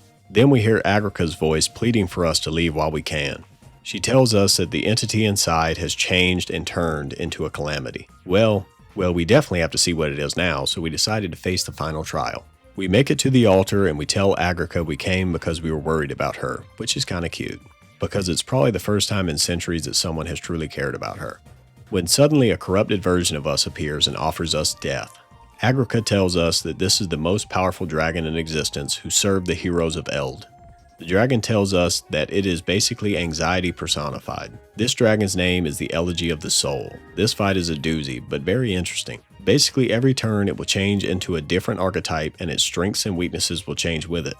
I like this fight a lot because it tests your combat knowledge as well as your knowledge about the archetypes. This boss has one of the largest health pools in the game and can do some strong damage. The most stressful part of this fight is that it's basically on a timer. If you let it reach the royal archetypes, you are cooked. And if that isn't enough, it also has a chance to one-shot your entire team when you reduce it to quarter of its health. Get back in the fight! Overall, I think this is a fantastic secret optional boss. It tests your team building and planning to a pretty satisfying degree. Just like the last fight, I lose on my first attempt and beat it pretty handily on my second. After its defeat, we have a heart-to-heart which mostly just reiterates the same sentiment that's been reiterated 100 times at this point. Agrica tells us that the heroes of old worked together to create what we call the Royal Scepter. She tells us that she served a role a lot like Gallica's for the first king, and then with her duty finally fulfilled, she pours all of her magla into our sword and disappears. This is one of the best weapons in the game, but can only be wielded by the protagonist. This whole section with Agrica is so hopeful. I love it. This is easily the best side quest in the game. Maybe right behind the toothbrush guy though. And with that, we have gone over everything aside from the final stretch of the game. This section consists of talking with your followers before you set out to face Luis. These are basically just conversations where they encourage you and give you a memento that will give you a passive buff, which is nice, but not overly important. The next day, we make our way to Luis inside the ball of pure magla. When we land, Nurus tells us that the runner is inoperable, so we have no means of escape. This giant floating rock will act as our final dungeon, and there are very strong enemies roaming around it. The cool thing is that unlike normal dungeons, you can head back to the runner and fully heal at any time you want. You can also travel to Academia if you need to upgrade any archetypes. The main objective here is a rematch with every human that we fought throughout the game. After you defeat them, you'll need to destroy magla crystals. They are more difficult versions of the bosses, but their mechanics are virtually unchanged.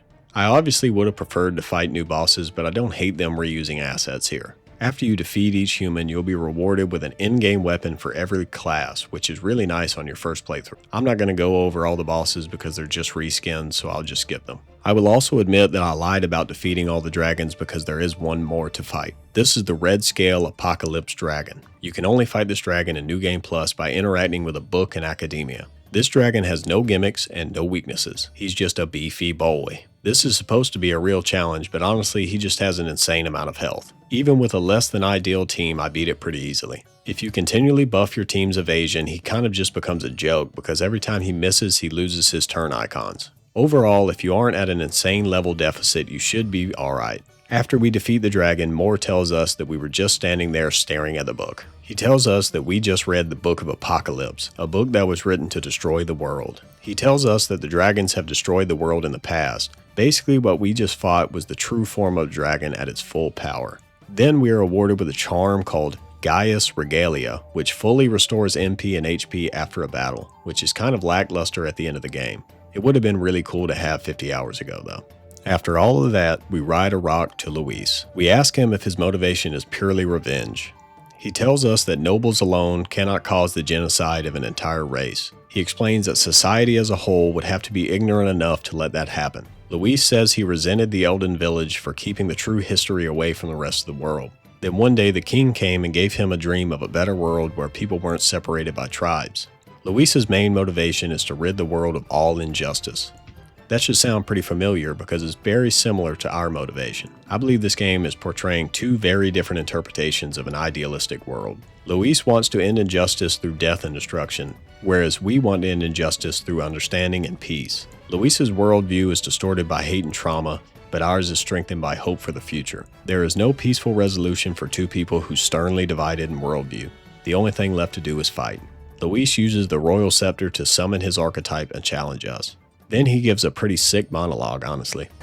Our land is consumed with anxiety as it has never been before. All of it, foundation for my new, better world. You are but an audience, powerless to tread on history's stage. Let it begin. 'Tis a tremendous aura. Now, I will admit that this fight was difficult on my first playthrough, but I beat Luis in 2 turns. I leaned fully into using money attacks, which are insanely overpowered, and I gave my team items so they have no weaknesses. Luis has all the marks of a great boss in this game. A giant health pool, strong attacks that affect your entire team, and a massive attack that can charge up and wipe your entire team.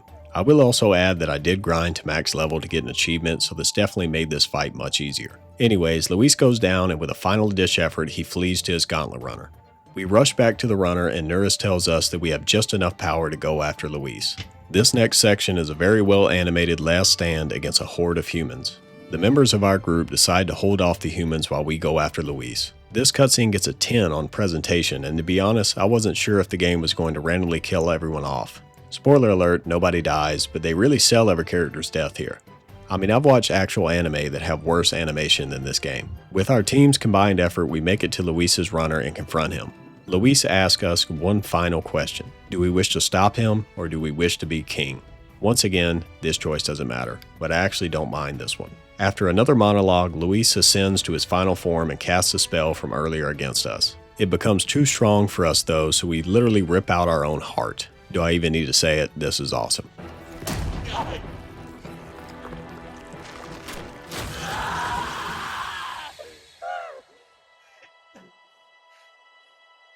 What?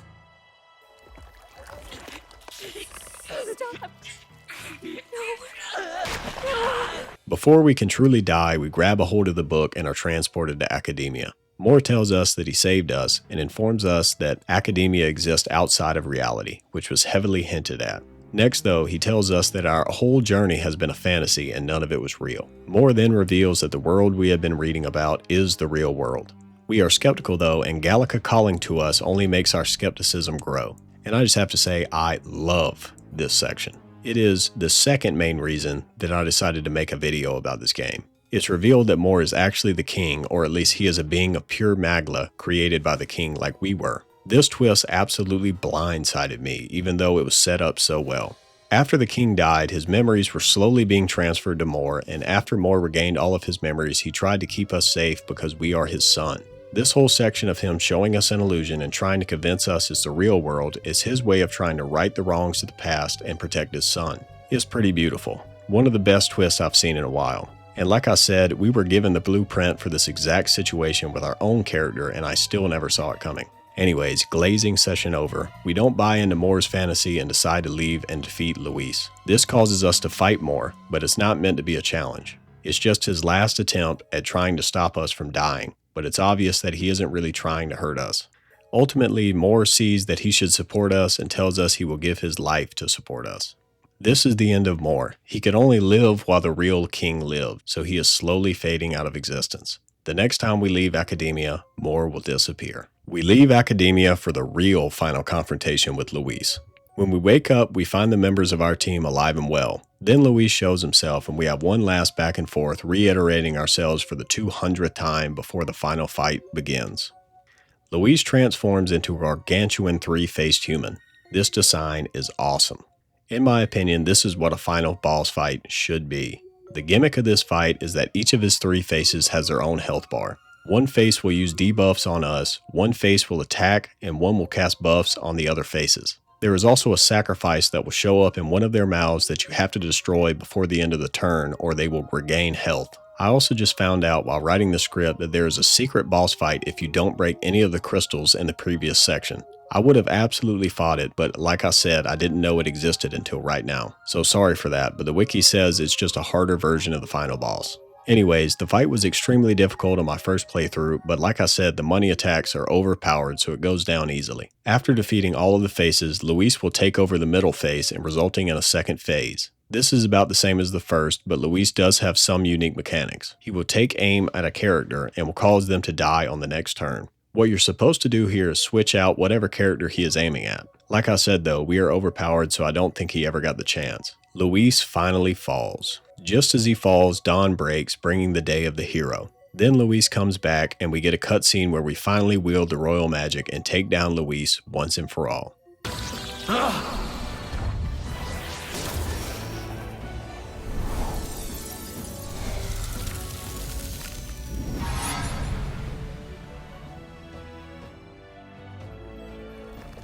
Damn you!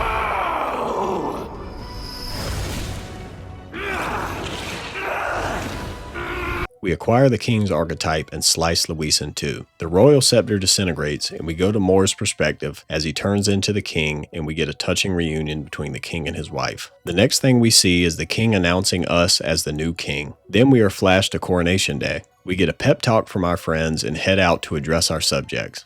We give a pretty well thought out speech and officially crown ourselves the king.